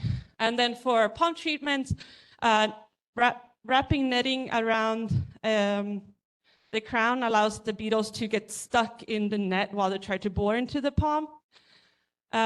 There's also sand, but that when it rains or wind, it's a little harder. And then we also have chemical treatments, so pesticides, such as injections or soil drench and foliar spray. With these though, you have to be careful with, you all have to trim the fruits and flowers because it's very dangerous for our pollinators, and you can't eat the coconuts for a year after the injections. Okay, so that's all I have for my presentation, but I'm happy to answer any questions that you might have. Thank you very much, Sana. We'll open it up for questions now. Board members, Board Member Myers, and then we'll go to Board Member Corona. Go ahead, Board Member Myers. Thank you, Chair. In your presentation, you focused a lot on priority number 2, telling us about the mulching, etc. But you never shared with us how you're handling priority number 1, which is ports of exit Oahu. Share with us more about how you're handling that priority. Yeah, definitely. So our field crew, they are doing injection at ports. So, and they're also doing palm surveys and just searching for breeding material. So a lot of the field focus, besides checking the traps that are all over the island, the field focus when it comes to treatments and serving are on the ports. So when you say treatment, you mean the actual containers or the areas? So treatments of palms. Oh, palms itself that are going out to the neighbor islands. So no, of the palms that are in the ground at the ports. Okay. At the ports, you're treating the ground, the the grounds at the port. So like say at Matson, you Young Brothers, you're treating the palms that are there. So right now we are focusing at the airport. So the palms that are planted at the airport, Okay. and then the buffer zones around the ports, Okay. about a mile buffer zones. How are you ensuring that it doesn't like jump on a container and go to the neighbor island and start infestation on the neighbor islands? How are you guys handling that? Because I'm going to just share with you what one of my concerns are. On the Big Island, we have what's considered the crop queen bees population that helps populate, so in order for crops to be pollinated, yes, thank you for pollinated, they have to have a queen bee, and they're actually on the Big Island. That's where they're farming the queen bees that services the whole world. So my concern is that something doesn't harm the Big Island crop pollinated bees, queen bees. How are you guys making sure that these rhinoceros don't get on the Big Island? So unfortunately, at this moment, there was an interim rule that host materials, so mulch, compost, and host plants, host palms, had to be inspected by HDOA, so Hawaii Department of Agriculture, before it got moved off island. That interim rule expired, and they're working on a permanent rule that is not in effect yet. So at the moment, you can move that material. So, and that is HDOA and not our program that are the enforcers of those rules. Okay, thank you. I'm going to go over, thank you, Ms. Myers. I'm going to go over to Board Member Corona. Go ahead, Yes. 2 minutes, just a reminder. Yes, thank you for your brief, very informative. Just a couple questions. I noticed from your pamphlet and what I read online that you partner with the State Department of Health or Agriculture, U.S. Agriculture, but yet you're an organization. So are you getting funded from federal or state and city?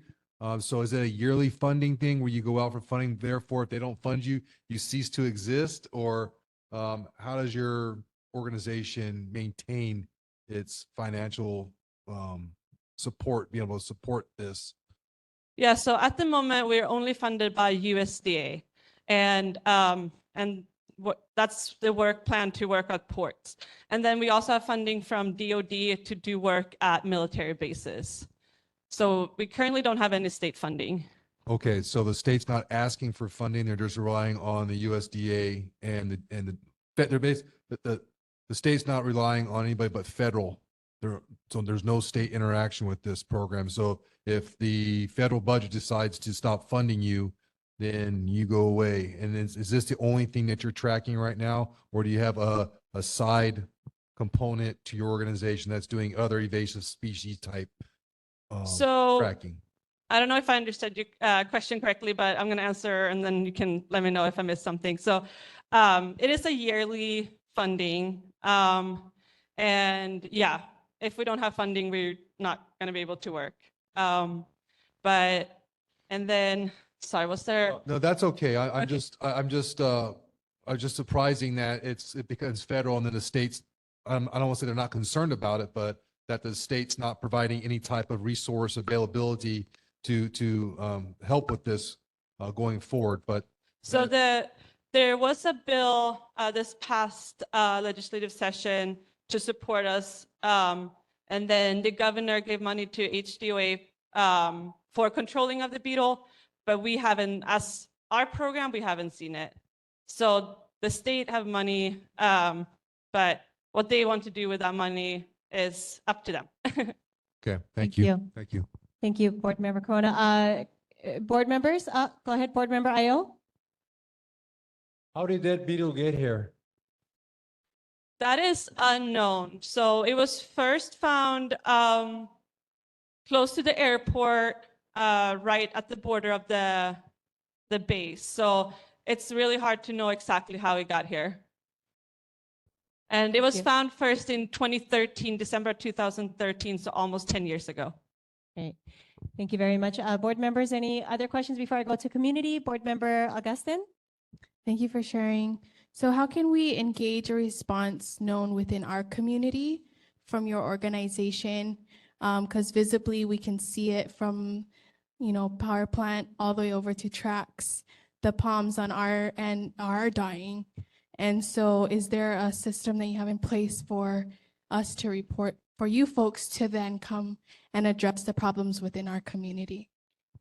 So you can definitely, if you have damage to your palms or finding beetles, you can definitely report it to us and we can help with guidance based on your situation. So based on the size of your palms or,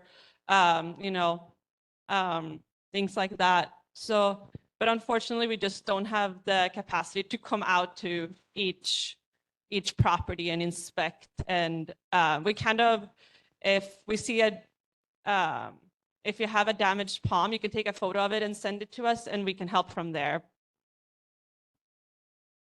Okay, Sure. very good. Thank Sure, you may so I ask much. one follow-up question, please, briefly? Sure, go ahead. Based upon your data map that you had shown that the beetle had spread, I believe towards central, the targeted areas right now are central and then also on our area.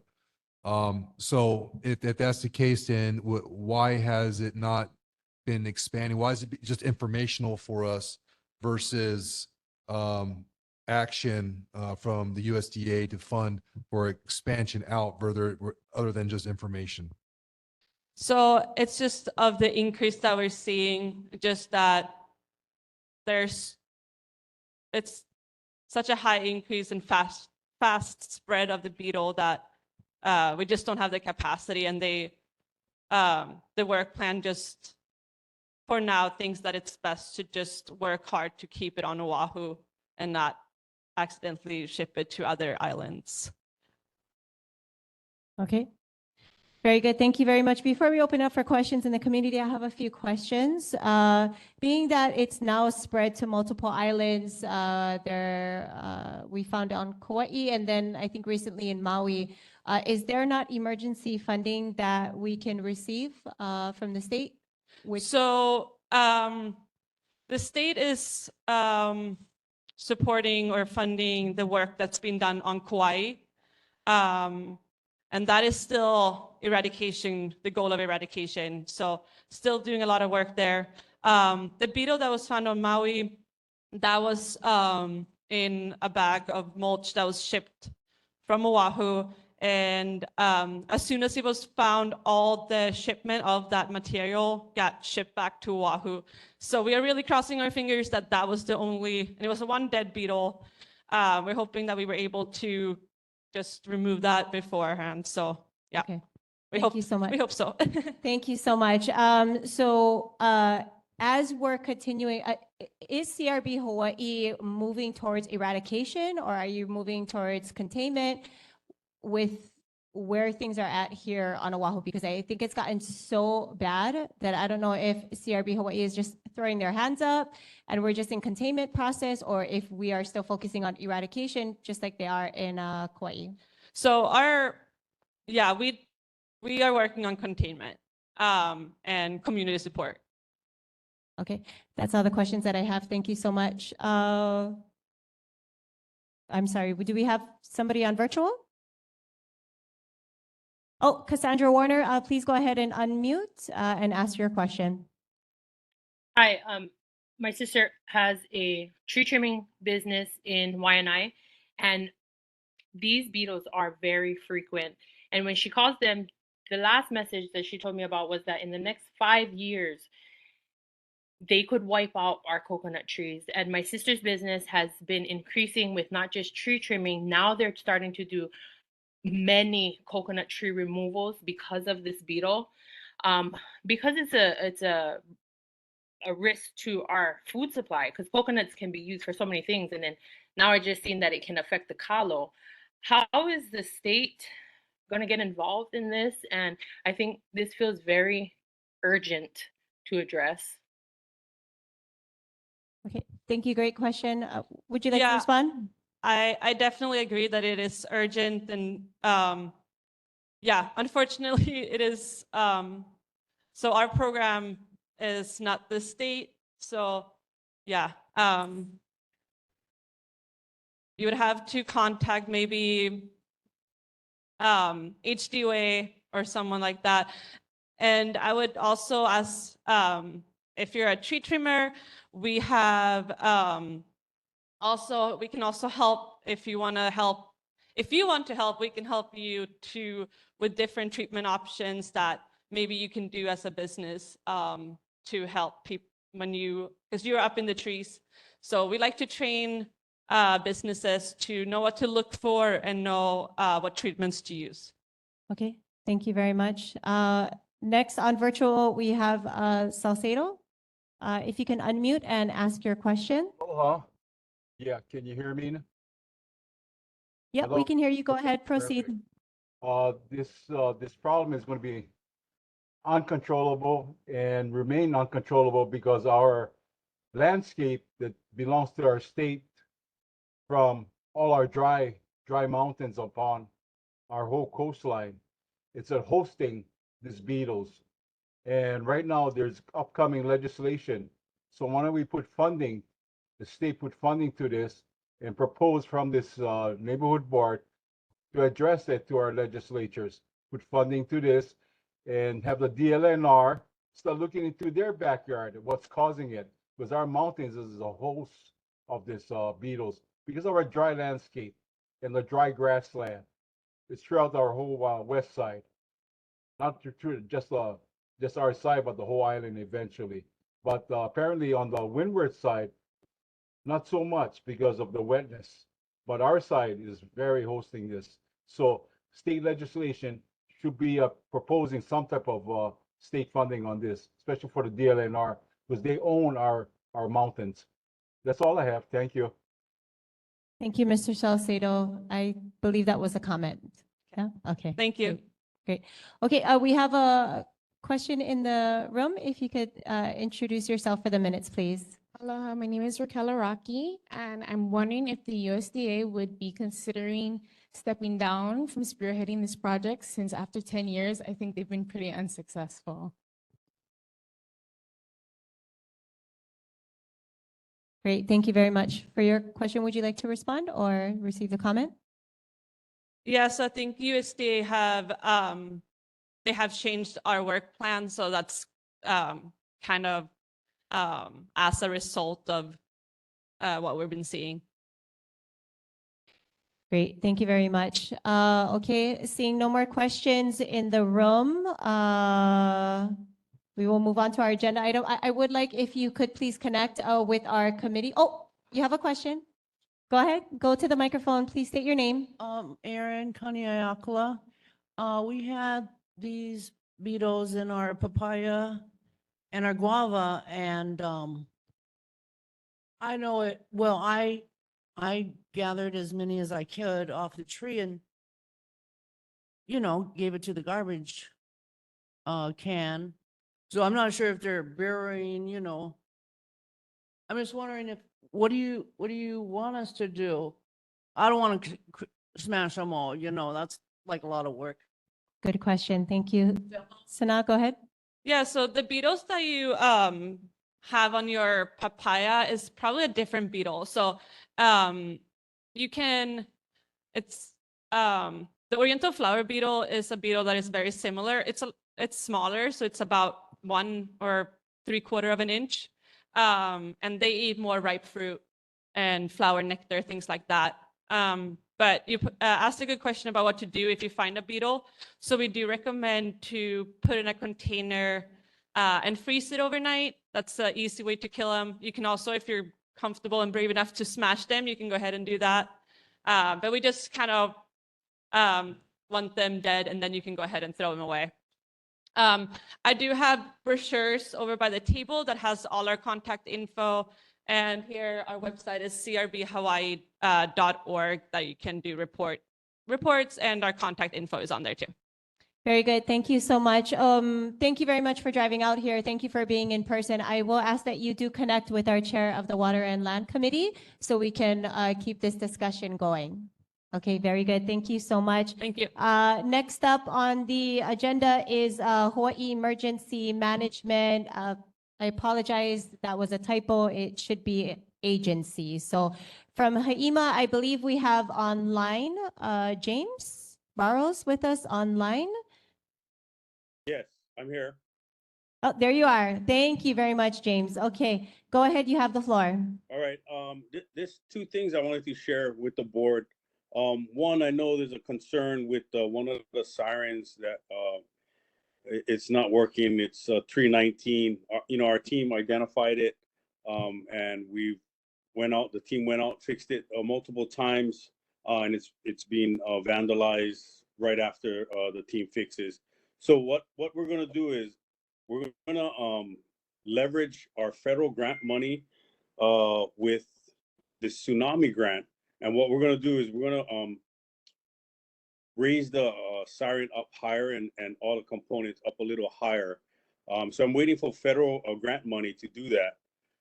If I don't get the federal grant money, then we're gonna have to use our state money.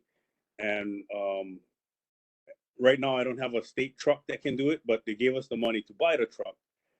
So ideally we use the federal grant money, if not the state money. And the solution set that we're looking at is raising the siren a little bit higher up. So that's the first thing I wanted to share on the siren piece. The second one I'd like to share with the board is I've been in a job for 6 months, and we're gonna revitalize HHARP. This is the Hawaii Hazard Awareness Resilience Program, and it's supposed to be a community-based. It is a community-based program to help communities build resiliency in all hazards, tsunami, hurricanes, fires, all of that. We look and we help the community check out the hazards that the community will face it, and then with the community, with the city and county of Honolulu, with our excuse me, our federal partners, we look at mitigation strategies for that particular community. And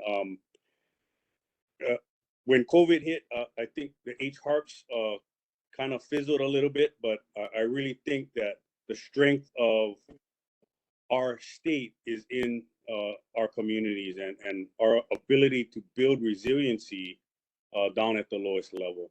So those are the two things that I wanted to share this evening. And I'm open for questions. Okay, very good. James, thank you so much. We'll go to board members first. Board Member Myers, then Board Member Corona. Go ahead. Thank you, Chair.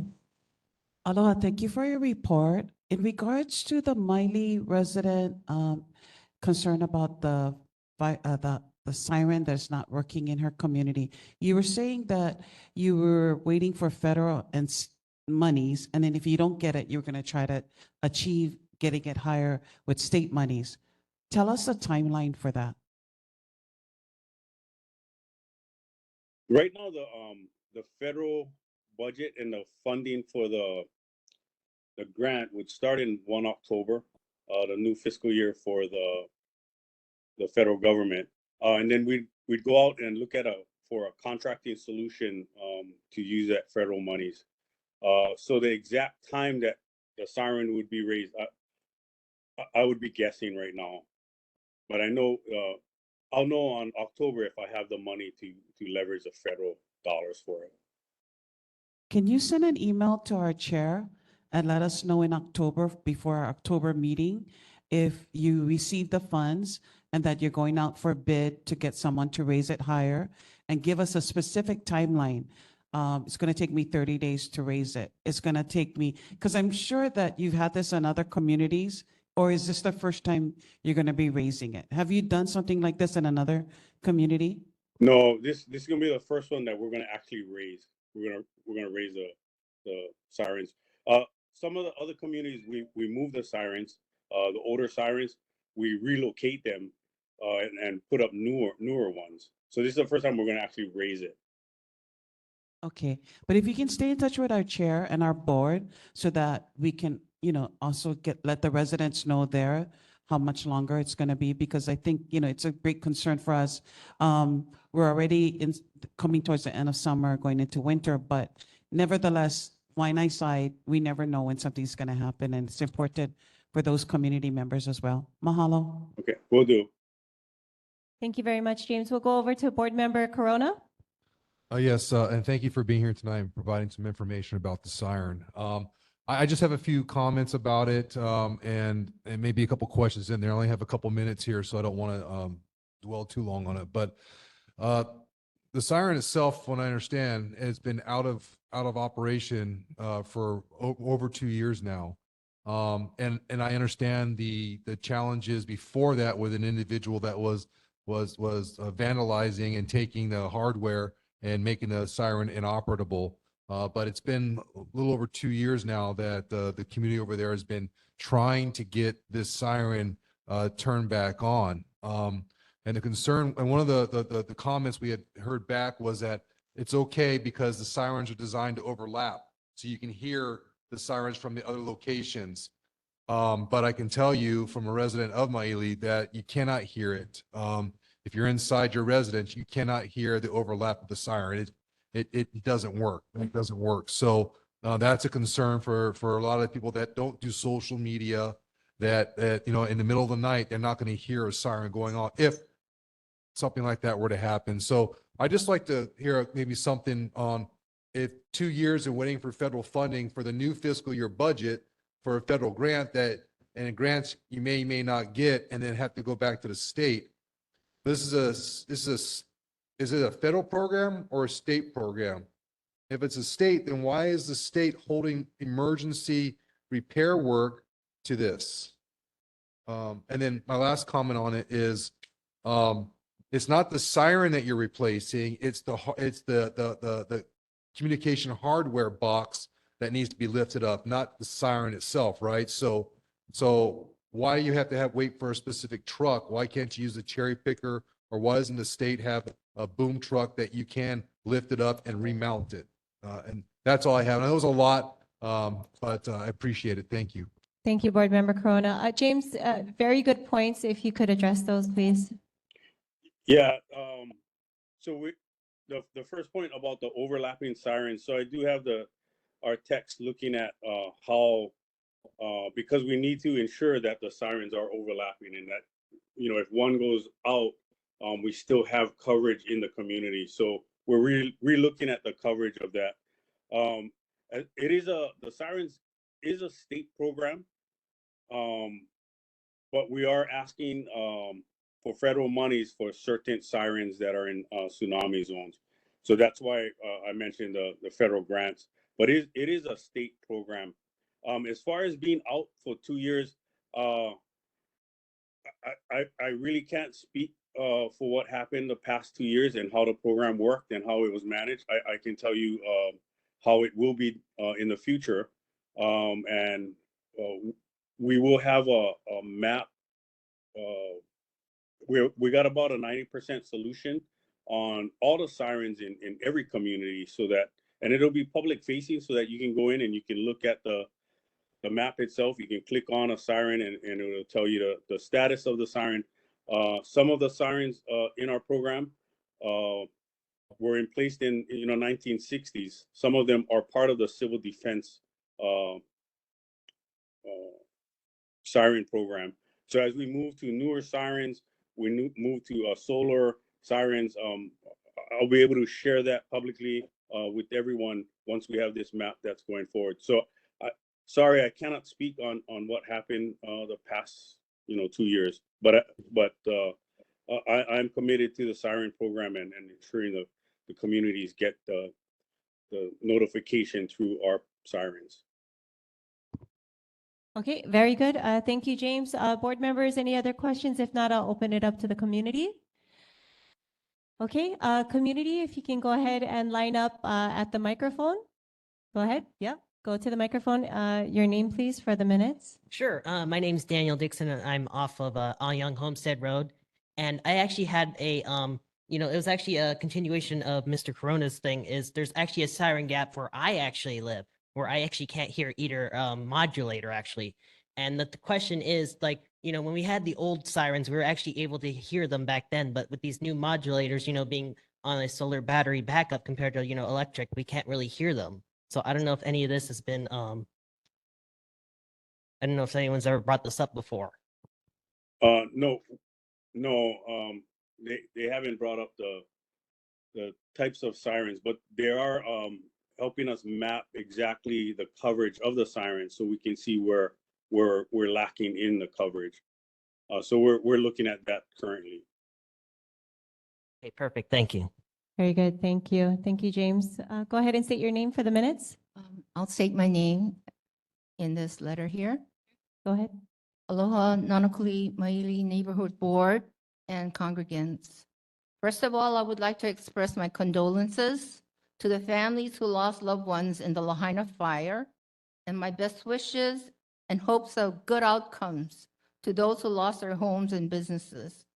Yes, as I watched Keahi Tucker and Stephanie Lum from Hawaii News Now late in the evening of August 8th, 2023, it did cross my mind if residents were given ample warning to evacuate.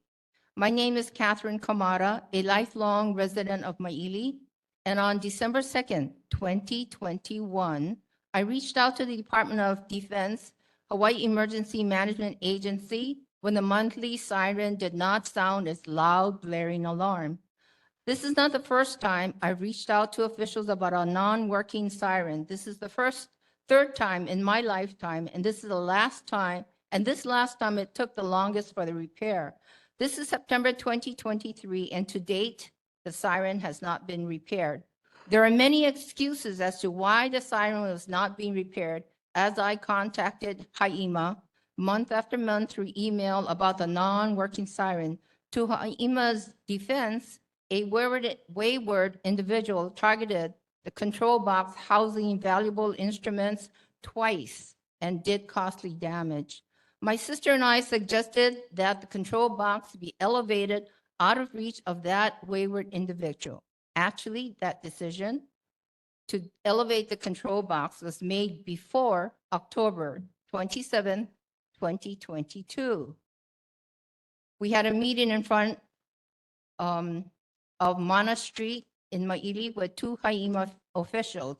However, now they said there were supply chain issues, qualified workers, and the absence of a bucket truck similar to a cherry picker so workers could go higher up the pole to place the control box.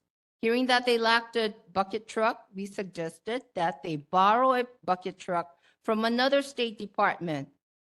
But they said they were waiting for funds from the legislature to purchase their own bucket truck. There was no urgency from Haima to repair the siren. Instead, I was given a list of sites where I could connect my phone in the event of an emergency. I told them that any and all means to notify residents were of essence during an impending disaster. We live in Maili. There are only two roads to higher ground, Maili Road and Kaukama Road. To get to both roads, most of the 11,000 residents must get onto Farrington Highway in order to get to either roads. During the March 2011 Japan earthquake, we sat in traffic for 2 hours, headed to high ground. It hurts my heart to learn that people burnt in their cars or had to jump into the ocean.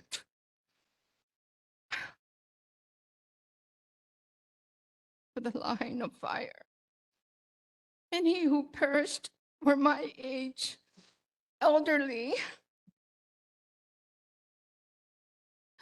Over the phone today, my sister asked about the reason why the siren is not fixed. Haima continues to use the excuse of vandalism. How much longer will this excuse be used while 11,000 residents of Maili are denied the security or the necessity of being informed should disaster strike tomorrow?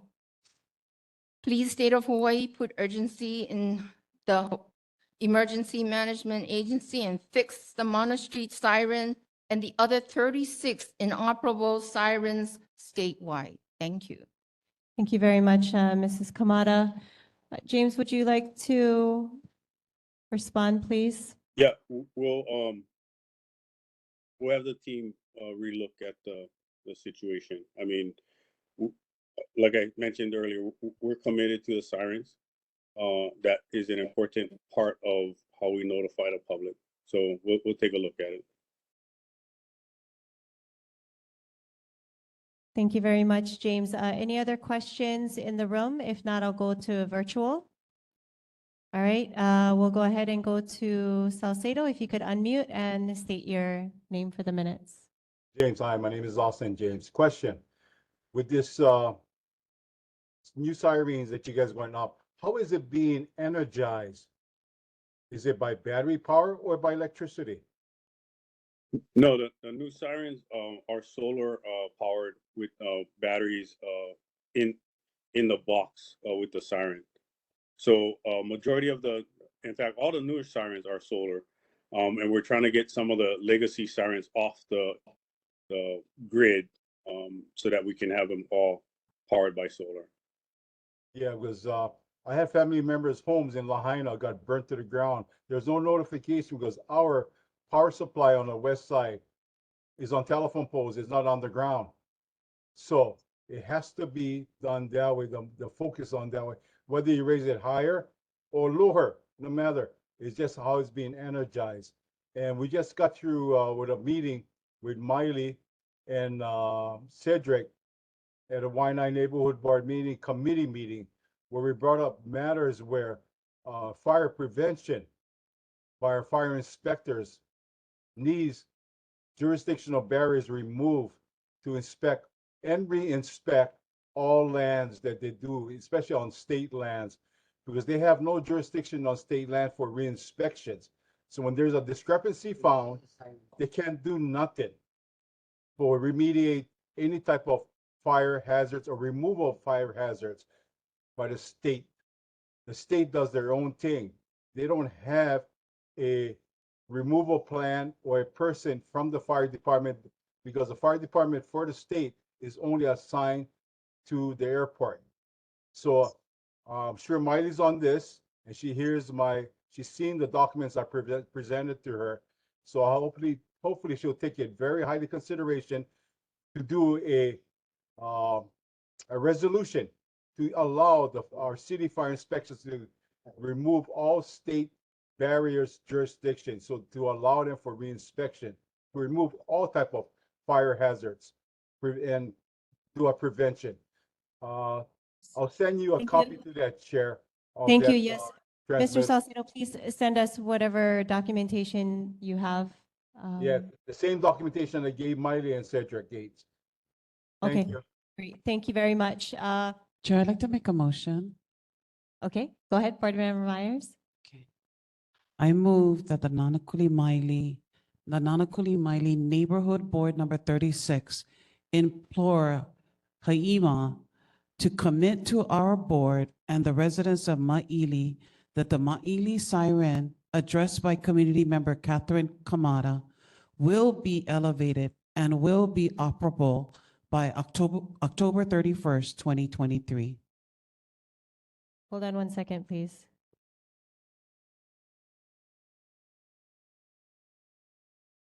What was the date on that? October?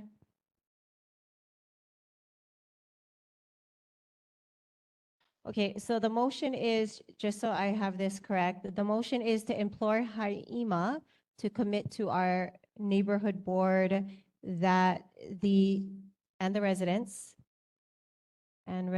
of Maili, go ahead, keep going.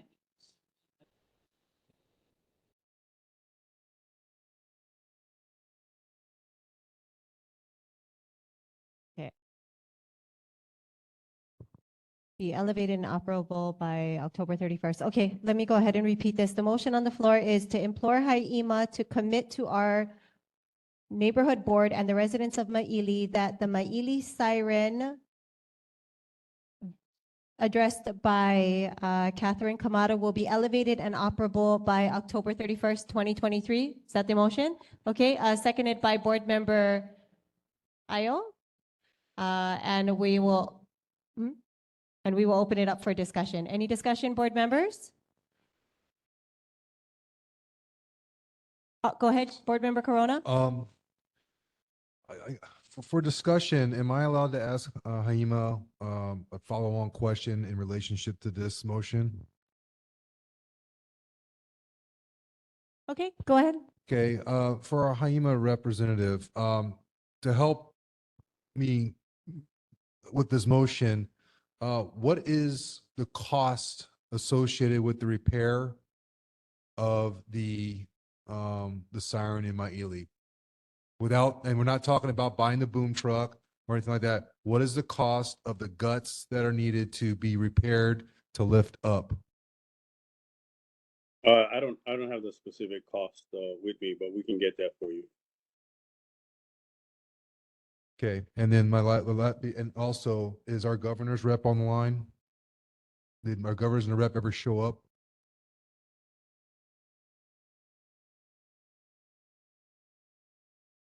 Can I?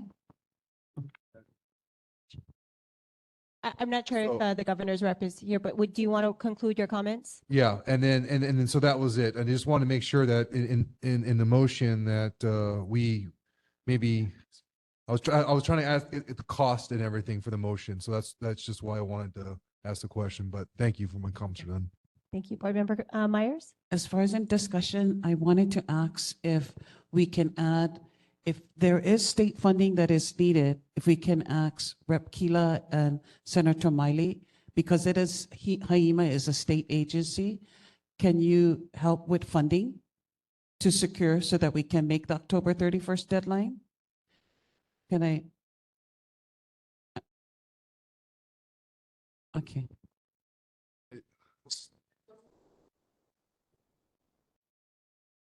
Yeah, I mean, but I'm asking you. Hi, Chair. Do you mind if I respond to Board Member Yes, Myers? please do. Representative Keela, thank you for being available. Yes. So two things. Mrs. Kamada had let me know she was coming, and I appreciate her letter. I just had to clarify the legislature did fund them for the purchase of the truck in May. So they are procuring the truck. To Board Member Myers' point, I know that we always try to access federal funding because if it's not have to go into state dollar, we have it. That's the ask is for us to seek federal funds to not implode our state funds. And I have to give credit to the fact that HEMA can locate these funds. I can commit to helping them identify the funds should there be a lapse or not an idea funding timeline for federal funding, or if there's a way to do a swap of reimbursement. But I will have to work with them to see what the need is, if that's okay. I think my concern is that she had shared with us how much she's been trying for years now in trying to get the problem solved and providing us with dates. And, just the bucket just keeps being pushed down the road, so to speak. And so I want it to get fixed by October 31st. That's what I think they've waited a long, long time with all of their efforts and, making efforts on behalf of the community, that Ohana.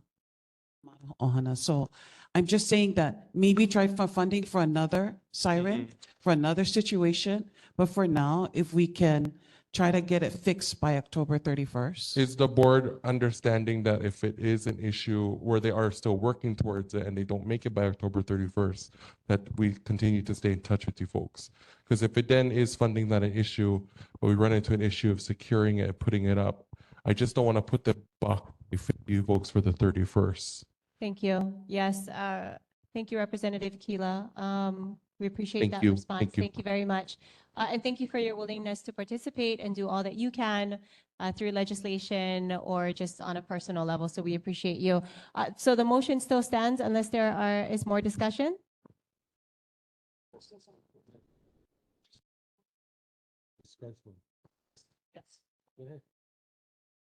Go ahead, Board Member Ayo and then Board Member Tector. I appreciate you coming here, ma'am, and giving us your insight in your most treasured time. I believe every time that we have a death, and we're talking about people who die, and this is the discussion of we're trying to prevent death, correct?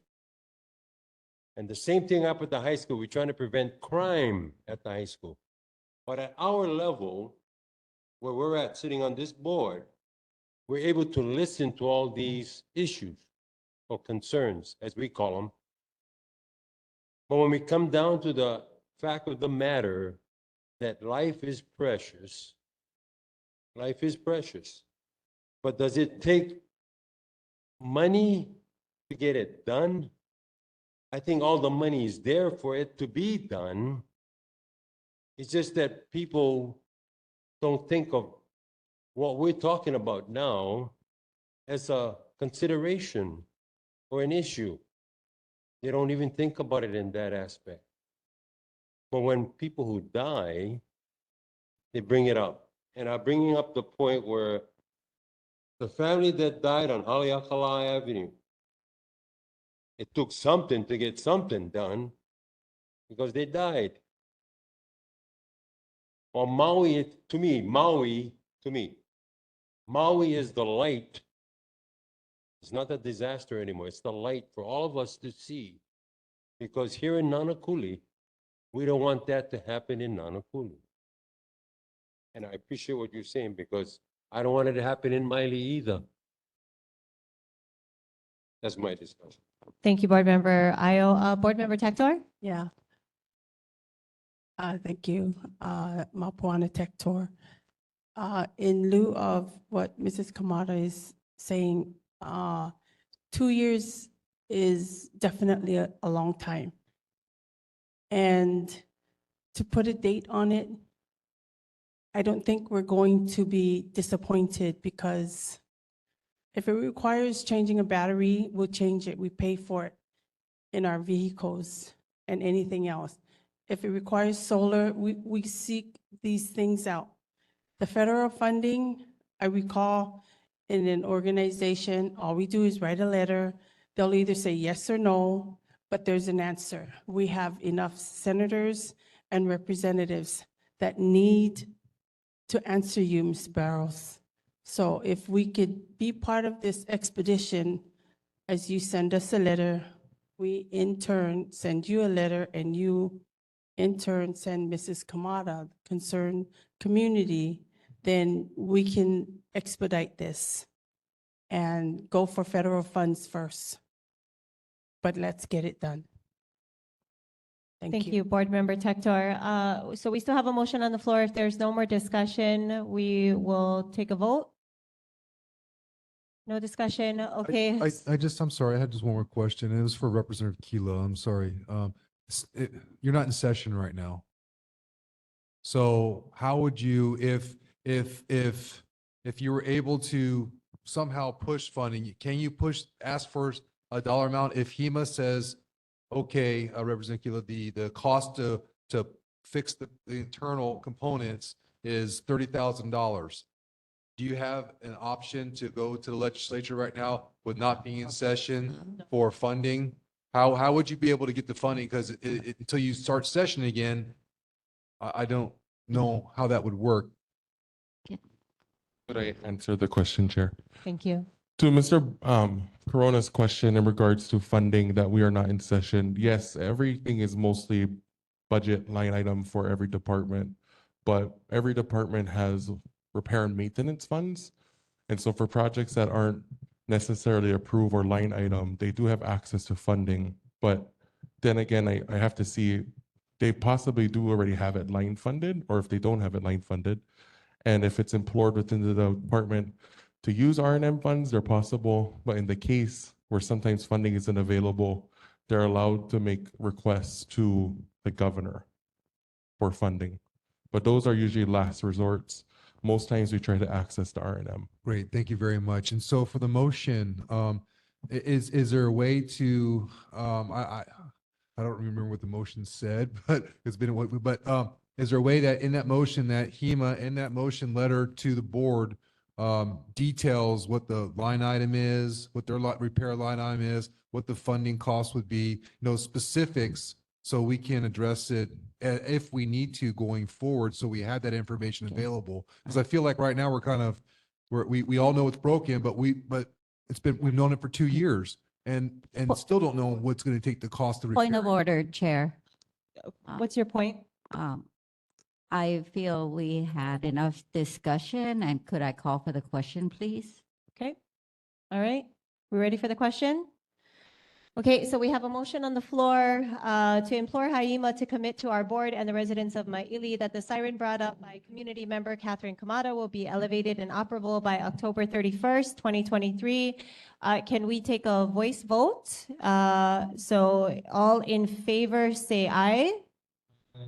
All opposed say nay.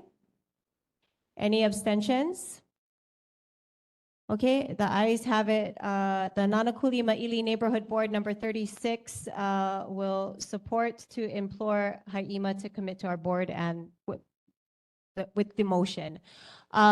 James, thank you so much for being on with us. Please know that we are a very proactive community and we will do everything on our end too. So as we collaborate with Haima, with our representative's office, please know that we as a board are not just shoving this off to you. We will do everything as a board and as community members to work with you to get this done and to meet this deadline. So we will stay in touch. I will also put you in communication with our Chair of Public Safety, who is Board Member Malia Tector, and we will continue the conversation. All right, thank you. Aloha, Chair. Thank you very much. Aloha, aloha, David. Adam, thank you again for being with us. Okay, we're moving on to officials' monthly reports. Governor's representative, Gary Yamashiro. I'm not sure if he's online with us. It doesn't look like he is. Okay, we'll move on to Mayor Rick Blangiardi, representative, Erwin Kawata. Thank you very much, Erwin. Thank you, Chair, and board members and everyone in the community. I've submitted my report, the mayor's report. There's in response announcements as well as response to questions. I'll be happy to take any other additional questions if there are any.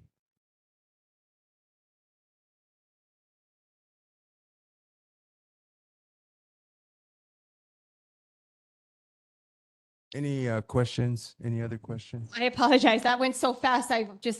Okay. Board members, any questions for the mayor's report?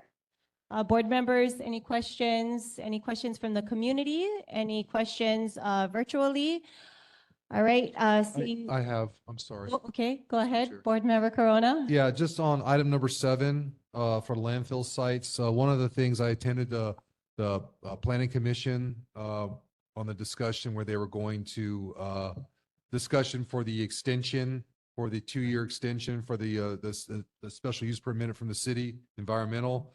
And during that, one of the things they mentioned was what they're looking for. And because this kind of what leads to what we have on here was looking at potential federal lands, looking at the modification of Act 73. But the one thing that got me was that environmental also said, and also we're looking at eminent domain.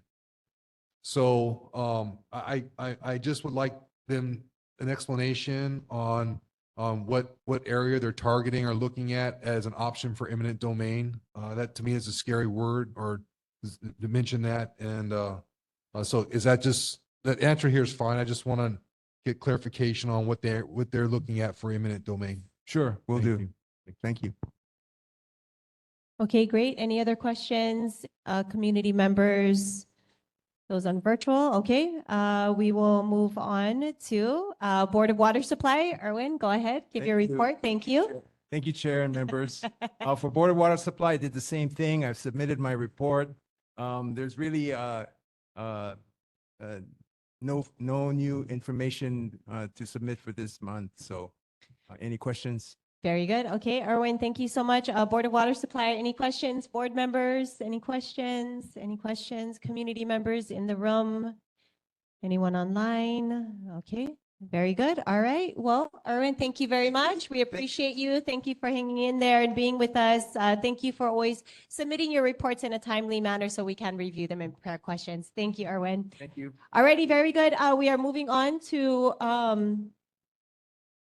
Congresswoman Jill Takuda, if anybody is online for her, you can go ahead and unmute. If not, we will move on to Councilmember Andrea Tupola. I believe we have Mika with us. Oh, she is, Councilmember is on with us. Oh, yes, thank you, Councilmember. There you are. Hi, I'm here from Rep. Takuda's office. Oh, okay. Thank you, Nicole. I apologize. Yeah, no Stand worries. by, Councilwoman. You sped right by, it's fine. Yeah, I'm just gonna go ahead and read a report as quickly as possible and then take back any questions that you all might have. So, as we all know, August 8th, 11 wildfires were burning on Maui and Hawaii Island, fueled by 60 to 80-mile-per-hour winds coming from Hurricane Dora sitting south of our islands. The most devastating of these took place in Lahaina, and our hearts continue to ache as we focus all our efforts on helping those impacted with those fires. Within days of the fires, Representative Takuda and her team organized weekend federal resource fairs in Kihei and Lahaina to bring federal, state, county, and nonprofits closer to the affected people, from getting replacement documents to signing up for disaster aid and applying for housing and food support. Upwards of 500 people attended each of these events. Our office has also put together a wildfire recovery guide available on our website. I've put the contacts and websites in the chat. We are also excited to announce that our Military Academy nominations are open. That can also be found on the website. And we have several town halls and satellite office hours throughout the state this coming month. And we had this past month as well. Please go to our website to find one near you. If you don't find one close to you, there will most likely be one coming soon. And we also have the Congressional App Challenge opening up. That deadline would be September 30th for registration, and more information on that will be on our website as well. Does anyone have any questions? Okay, very good. Thank you so much, Nicole. Any questions for Rep. Takuda's office, board members, community members in the room, those virtually? Okay, seeing none. Thank you very much, Nicole, for being with us. Please aloha Rep. Takuda for us. Thank you so much. All right, now up next, we have Councilmember Andrea Tupola. If you could unmute and go ahead and share your report.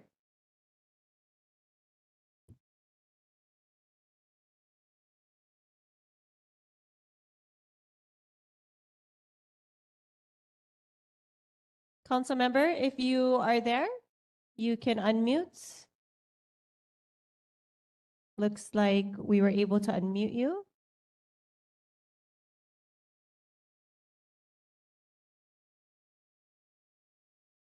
Well, I guess that's your move, Mika. Okay, Councilmember Tupola, please feel free to unmute yourself and come on camera to go ahead and include your comments. But we have Mika here, so go ahead, Mika. Thank you. Good thing I stayed. We did leave flyers for you folks on the table and then in your packet, but we are holding a town hall with BFS regarding property taxes on September 26th from 6 to 7, and that'll be virtual on Zoom.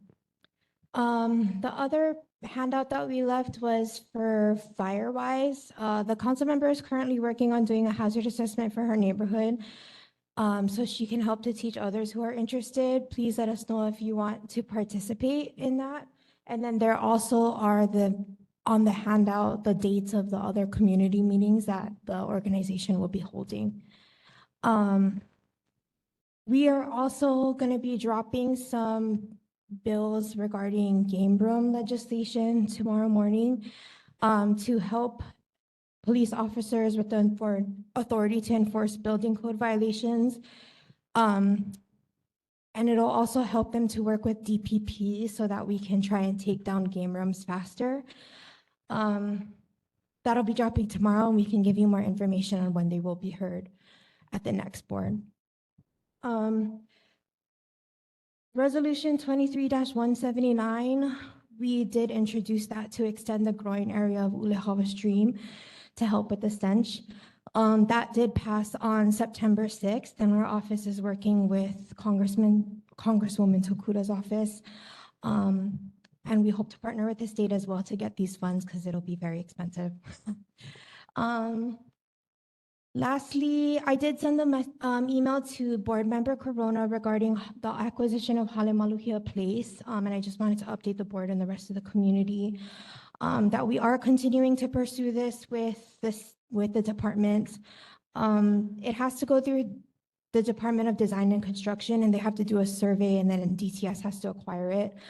However, before they complete the survey, they need to meet with the managing director, DPP, DFM, and DTS to work out some issues that were brought up by core council. So I will have updates for you hopefully by next month. Great. Thank you very much, Mika. Board members, any questions for Council Member Tupola?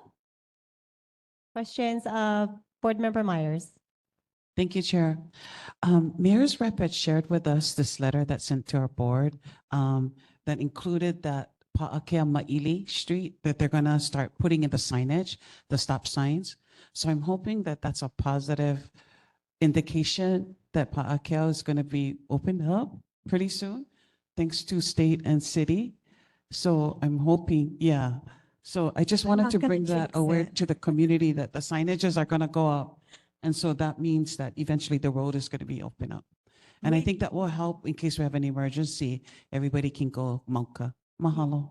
We definitely have been working on this with Can we do a blessing or something? Director Sniffen, as well as Rep. Pila and Senator Shimukuro's office. So I feel like everyone's going towards the same goal. So hopefully we see some positive progress. Great. Thank you very much, Mika. Any other, opening it up to the community members in the room? Anybody on virtual? Okay, seeing none. I think that's it. Thank you so much, Mika, for joining us. Please aloha Councilmember Tupola for us. And moving on to Senator Maili Shimabukuro. Aloha, Maili. Aloha, Senator. Thank you so much for joining us. Good evening. I just wanted to go over the questions that was raised last month. Jermaine had asked about what's happening in terms of working with Congresswoman Tokura on various issues. You just heard about the Uleava issue. Thank you from Mika. And then on Makua, HR 7130 introduced by Congressman Kahele in 2022 is the Leandra Y Act for returning Makua. And so I'm not sure. I think we need to see whether anyone in Congress is going to pick up where it was left off. And our office will delve into that as well and see what can be done on that. Koli Koli Pass, the last that I've heard is that in the event of an emergency, the Navy and Army are willing to open it for emergency vehicles and for shuttles. It's my understanding. Richard asked about my Palawa Bridge. It looks like late spring 2024 is when it's going to be done due to utility conflicts and water lines and fiber optic lines. Kapua had asked about the zipper lane again being extended, Waikele and Honokai Hale direction. I will continue to urge DOT about this. I know it's a big issue for all of us, as well as a westbound freeway off-ramp by Makakilo Drive. She also talked about full electricity upgrades, and happy to report that the DOE is going to have air conditioning in all schools in District 22. It's in the works to air condition all the schools in our district. And she mentioned the harbor as well. Dobar is working diligently on replacing that sewer pump. Johnny May had asked about Waianae High School and other high schools having fire planning as part of their CTE programs and law and public safety. A great opportunity would be Rep. Keela's meeting October 11, Lawmakers Listen at Nanakuli High, 6 o'clock, to bring up issues like this, and definitely something that I will consider introducing next session with Rep. Keela and Rep. Gates. And then finally, the Salcidos raised issues about stopping outsider entities from buying ag lands. And, in the past, I've actually sponsored and co-sponsored bills to stop foreigners from buying land, and I'd be glad to continue that effort. They asked about homeless starting fires. And the strategy that was been using is the referring them to Kealoha West Oahu, and Tanya Teotu's been really good about, if you can identify people who might be of danger to the community, sending outreach teams to that person to see if they can get involuntary mental health treatment or other outreach services to those individuals. And also we'll continue to fund mental health court in our judiciary system to address those types as well. But those are the questions that I had, and I open to any other questions you folks may have. Very good. Thank you so much, Senator. Board members, any questions for Senator Shimabukuro? Board members? Oh, okay. Community, any questions for Senator Shimabukuro? Anyone online? Oh, Salcedo, if you could unmute. Go ahead. Aloha, Maili. Listening to this, I have several things. The Hawaii emergency, the HUMA. I highly suggest, our legislatures and our reps go to the governor and hold the emergency proclamation, because this is just something serious. And the governor himself had gone to Maui. So this is serious. I always stated on all my boards, all my meetings, we live on an island. We're not in California. 18 hours later, still driving, still in California. We're an island. So all our islands, all 8 of them, deserves the best. You guys serve the tourism and everything better than you serve people that live in here. So we want you folks to really pay attention to the whole islands. And this emergency proclamation should be addressed. After what happened to Maui, it's a shame. It's still not 2 years, it's still not addressed. That was one of the concerns, and I wanted to bring that up, because an emergency proclamation needs to be done. We're an island. The other thing I want to address, as for the encampments that starting the fires, you folks know about the fires. The other thing I want to inform, city fire department responds to the fire. Even on state lands, they respond to the fires. They can inspect everything, okay? The state do not have their own inspection, okay? They don't have their own inspection for their own property. So if the city turns around, gives the state a fine of violation, the city cannot enforce that to be correct by the state. Thank you, Mrs. Salcedo. Thank you very much. Senator Shimabukuro, would you like to respond or get back? Next I can come back next month. But yeah, but I'll take it down in just a time. But thank Very you. good. Thank you so much. Thank you for being with us, Senator Shimabukuro. We'll move on to our Representative Darius Kila. Thank you so much.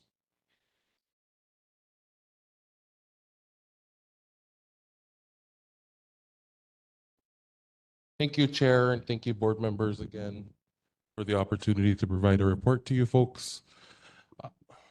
I will ask that most times, as it usually goes, if I do go over the 3 minutes, that you folks could implore me extra time to provide very detailed updates to you folks at the pleasure of the chair. So as you folks know, if you look on my first page, I just want to acknowledge that this community has stepped up to serve and respond to the Lahaina wildfires in ways that I cannot thank or look for. And there are so many unsung heroes in this community. So let this just be the public thank that I would like to express to this community. Department of Hawaiian Homelands is working on traffic calming in Nanakuli Homestead to finish out what Rep. Eli started. This should be finished hopefully by the end of September to come online in October. Traffic calming looks like more painted crosswalks and the installation of flashing beacon crosswalks. Speed bumps are going to be looked at later with engineers from the department, and DOT will assist as needed. If you folks weren't able to attend my Board of Water Supply virtual town hall, I attached a link there. You can view it at your pleasure. They're asking for comments by the November meeting. And I want you folks to take this as a real chance to engage, because we can say what we want, but if they don't have it to reference, there's nothing to say that folks were opposed to it. And ultimately, I think we are opposed. And I want to talk about, in that town hall, I implored Board of Water Supply to seek remediation of funding from the military for what they're seeking to increase because of what's happened at Red Hill. As you know, we've been doing town halls from May, and so we're now on our last two, which is October 11th at the high school with our lawmakers listen. As for folks who may or may not be familiar with the process, to invite House Speaker Scott Saiki, Majority Leader Nakamura, and our Vice Speaker Gregor Ilagan, this is probably your folks' best chance to engage with the folks that steer the way that the legislature goes in the House chamber. And I'm grateful that they feel important enough or feel implored to come to this community to hear you folks, because it's one thing for me to tell them or for them to hear you folks firsthand. I mean, we have controversial legislation coming up this next session. Folks are talking about legalization of marijuana. Do you folks, how are we going to respond to the wildfire and the lack of funding that is going to come from loss of revenue? So I implore you folks to please join me on October 11th for this amazing opportunity to engage. As we look in the community, it's nice to reflect upon the DHHL Resource Fair. Mahalo, Board Member Myers, for coming. 14 folks signed up for the DHHL broadband incentive. And I would, if you want more information, please email or contact my office and I can connect you with DBED for that. So there's a $75 credit for internet. And then we were able to assist with the Lahaina Wildfire Concert. I want to thank Lieutenant Governor Sylvia Luke for coming out. I am acknowledging him at 8 seconds. If it's the pleasure of you folks, if I could extend. Okay, thank you. And then at the DOT Town Hall, Ed then came out. It was a phenomenal presentation. I did email Chair the presentation that he presented. If you folks want that, please contact Chair. He gave a comprehensive plan of the projects to come, explained the shortcoming of Maipaloa Bridge.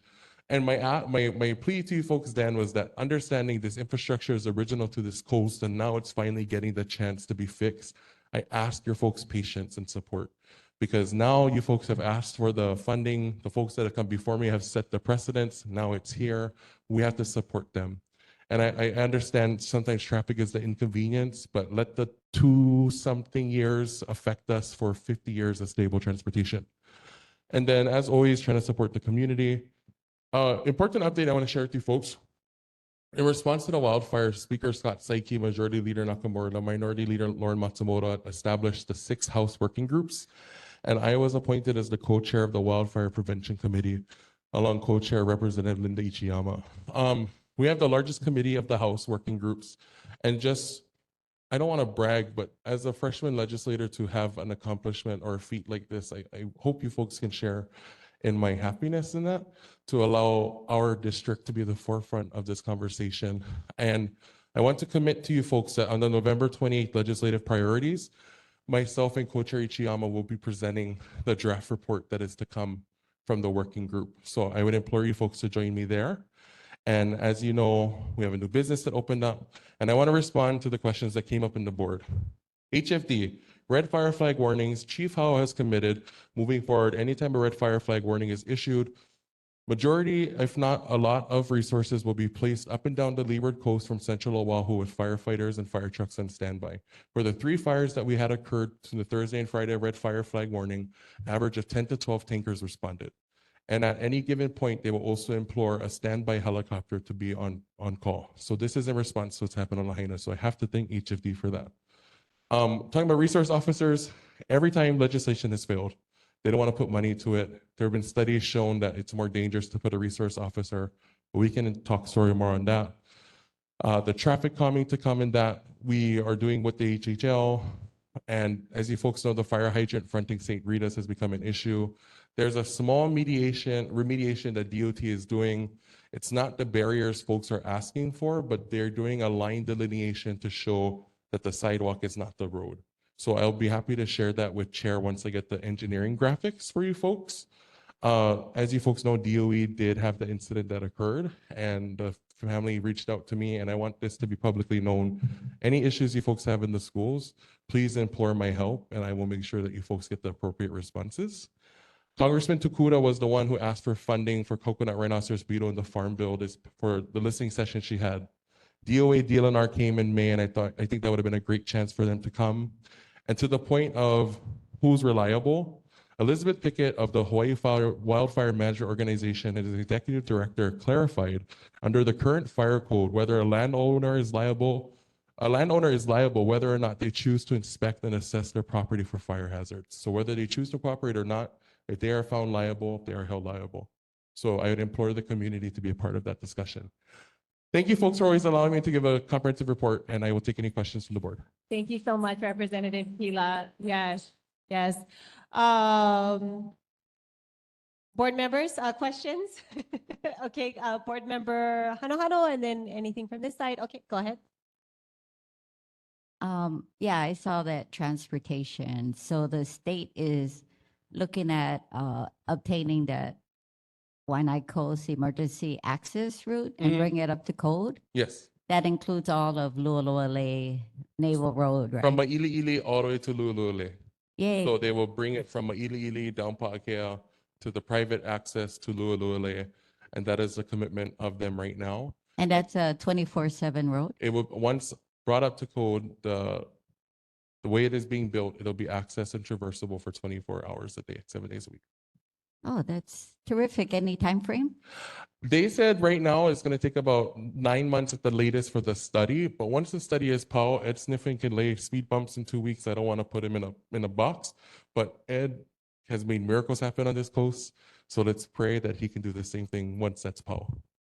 Yeah, I have a lot of faith in Ed. I've never met him, but I've heard all good things. So He thank you. he's a good partner for this community, and I just want to thank him publicly, and Deputy Director Robin Shishiro of Highways. Very good. Thank you so much. Board members, board member Ayo. Mentioned something about the school. It went too fast, but I heard resource. I thought you were saying school resource. Please use your microphone. Yes. Board member Ayo, your microphone. So, and you said school resource officer, correct? Yeah. So explain, you went too fast for me because he was going, So all school resource officer legislation or funding has always not successfully passed the legislature, citing that sometimes resource officers have posed more danger than safety.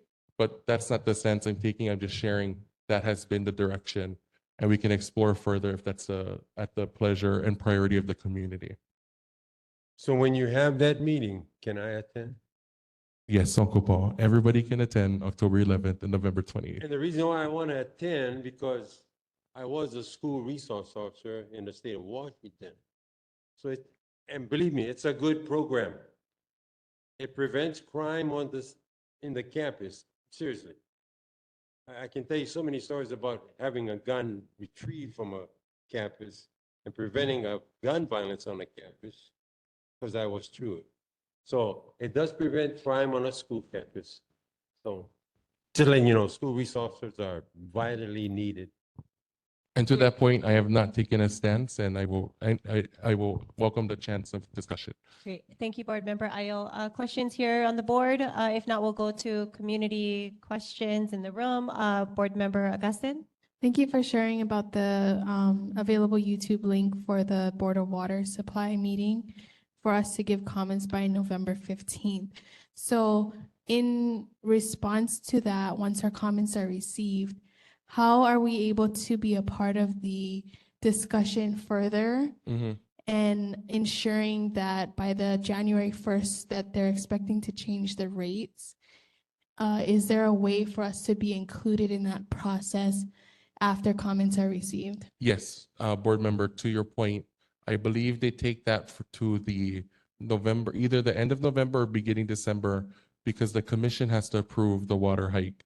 And at that point, your written testimony is considered for the commission, but I know the commission would implore and entertain verbal confirmation. And I will offer to the pleasure of the board, if you folks would like to co-author or request a letter of me to take an official stance, I welcome that as well. Thank you. Great, thank you. Any other questions in the room? Okay, go ahead, go to the microphone. Kawia Simpson again, for Representative Keela. Just in regards to the school resource officer, if we can get some statistics that you got that from. I too was in Washington State for 17 years, where I worked at the school, was a part of the boards, and know that it was successful there, which is why I brought it here. So I'd like to see where that information comes from that you're providing. Also, I did want to ask a question regarding the school again, is we do have a problem with a homeless person there that continues to vandalize. And so is there something else that we can do to address that problem? Just today, students. He threw rocks at students, but he's already vandalized 3 cars in the past week. And police cannot catch him, or no one can arrest him because he's never caught on campus. So is there something that can be addressed with that, again, safety issue, a man roaming the campus with all these students? At the pleasure of the board, if you folks would give me maybe about a week or two to research the Hawaii legislation and the legislation that I've seen. Again, I'm not taking a stance, I just am sharing what it is, and I could share that with the chair and then even with community to Mrs. Simpson's point, if that's okay with you folks. Very good. We would appreciate that, Representative Okay, Keela. and then And to then the we'll, second part with the homeless person, I think that would have been good HPD and city to hear, because the city contracts the homeless response, but I can follow up with the school to see if they are aware of the individual and try to see how we can coordinate to identify and figure out a way to get this person either services or to be responded to as needed. okay, very good. Thank you. Go ahead, Board Member Myers. Further to what you were talking about, I understand that the schools have 2 bodies of community members as well as staff. So one, Charlita Mahoy just shared that she's a PCNC. So that's a community engagement with the school. And then the other one is School Community Council, and which handles the academic, but also the financial plan. So I'm wondering if you can reach out to the SEC to ask them, how are they addressing these 2 issues? But also with regards to the PCNC, to help give input as far as for coming to a resolution with regards to that, because they're supposed to assist the community engagement component. Just to clarify, Board Member Myers, it's around the conversation of resource officers? Yes. Yes, Okay. because the legislature had created the SCC and the PCNC for the schools with regards to community concerns and parent concerns as well. So I would, since the parent has expressed concerns, then that is the vehicle to get to the principal regarding these concerns. Okay, yes, I will reach out to them as well. And if you folks can implore me then to make that a part of that 1 week, 2 week follow-up, if that's okay. Chair. So to board members' requests, Myers' requests, I will incorporate that all within one report, if that's okay. We appreciate that. Okay. Thank you so much, Representative Keela. Okay, seeing no other questions,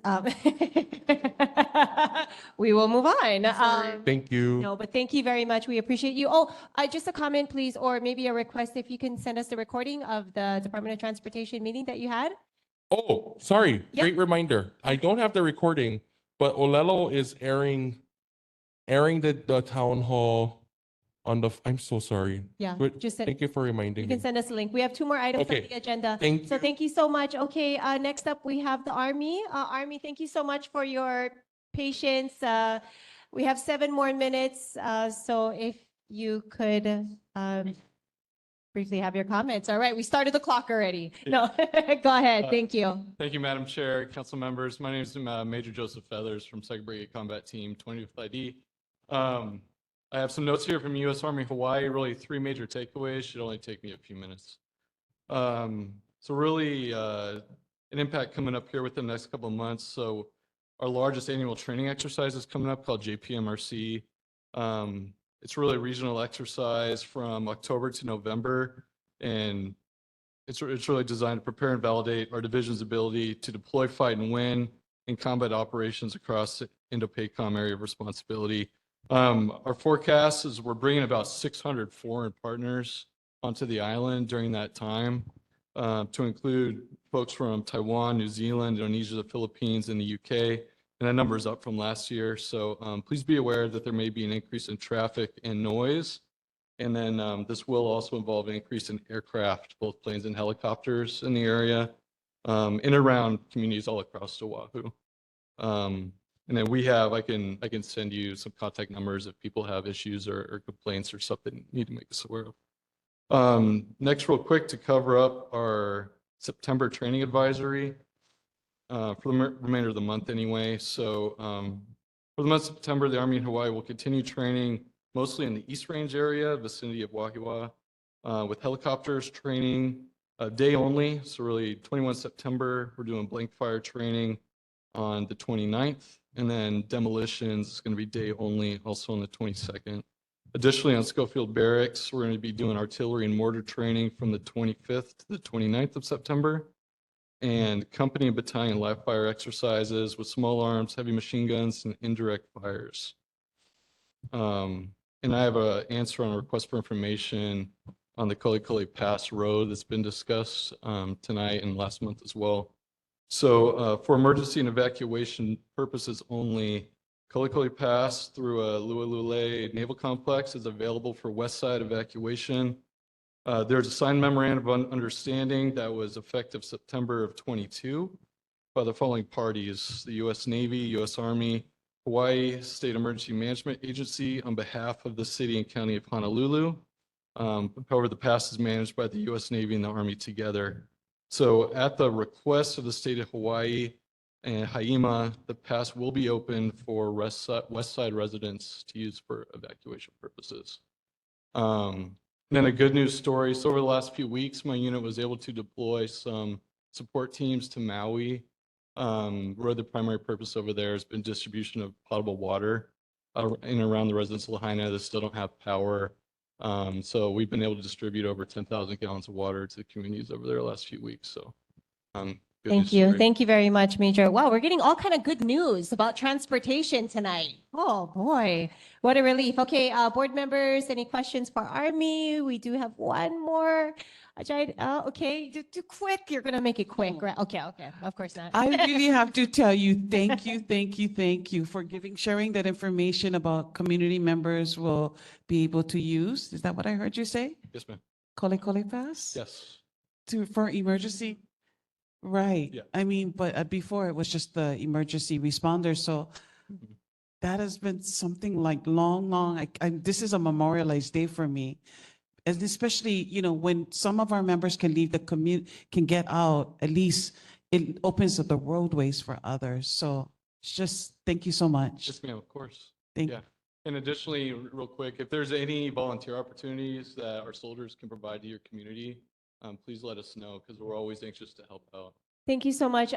Yes, if you could stay so you can get my email, because I'd appreciate to receive those reports ahead of time, or at least at some point so I could forward them to our board members, because you read them off quite quickly. So we want to make sure to Just get trying to be something. fast, I No, apologize. and we appreciate the pressure, right? No, The no, pressure. okay. But No, yes, if you absolutely. can wait after, I'll give you my email address. Okay. Thank you. All right, next up we have Navy, Victor Flint.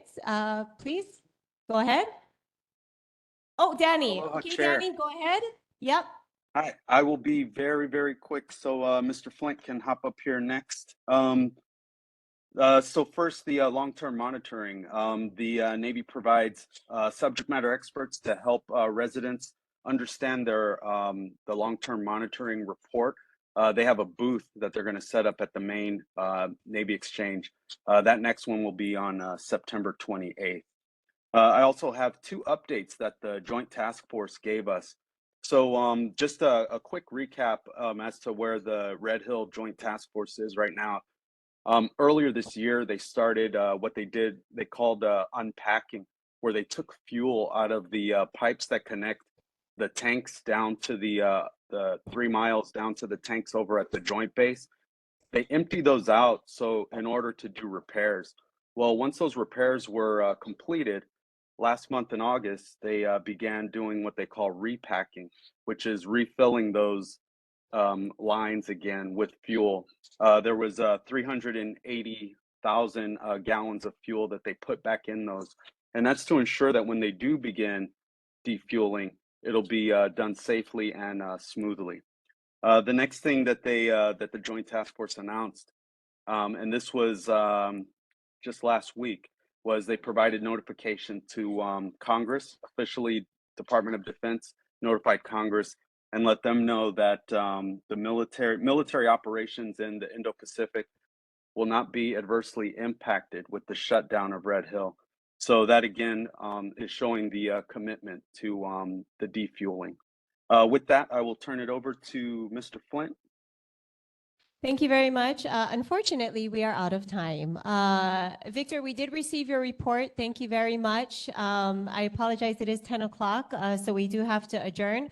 Olelo will start wrapping up and our assistant needs to leave. We did receive your report. Thank you very much, Danny. Thank you very much. Next neighborhood board meeting is Tuesday, October 17th, 2023. Here, again, Nanakuli Public Library at 7 p.m. We will also be available on WebEx. So at this point, we're adjourning the meeting. Aloha, everyone. Thank you for being here. Thank you very much for saying what you said that I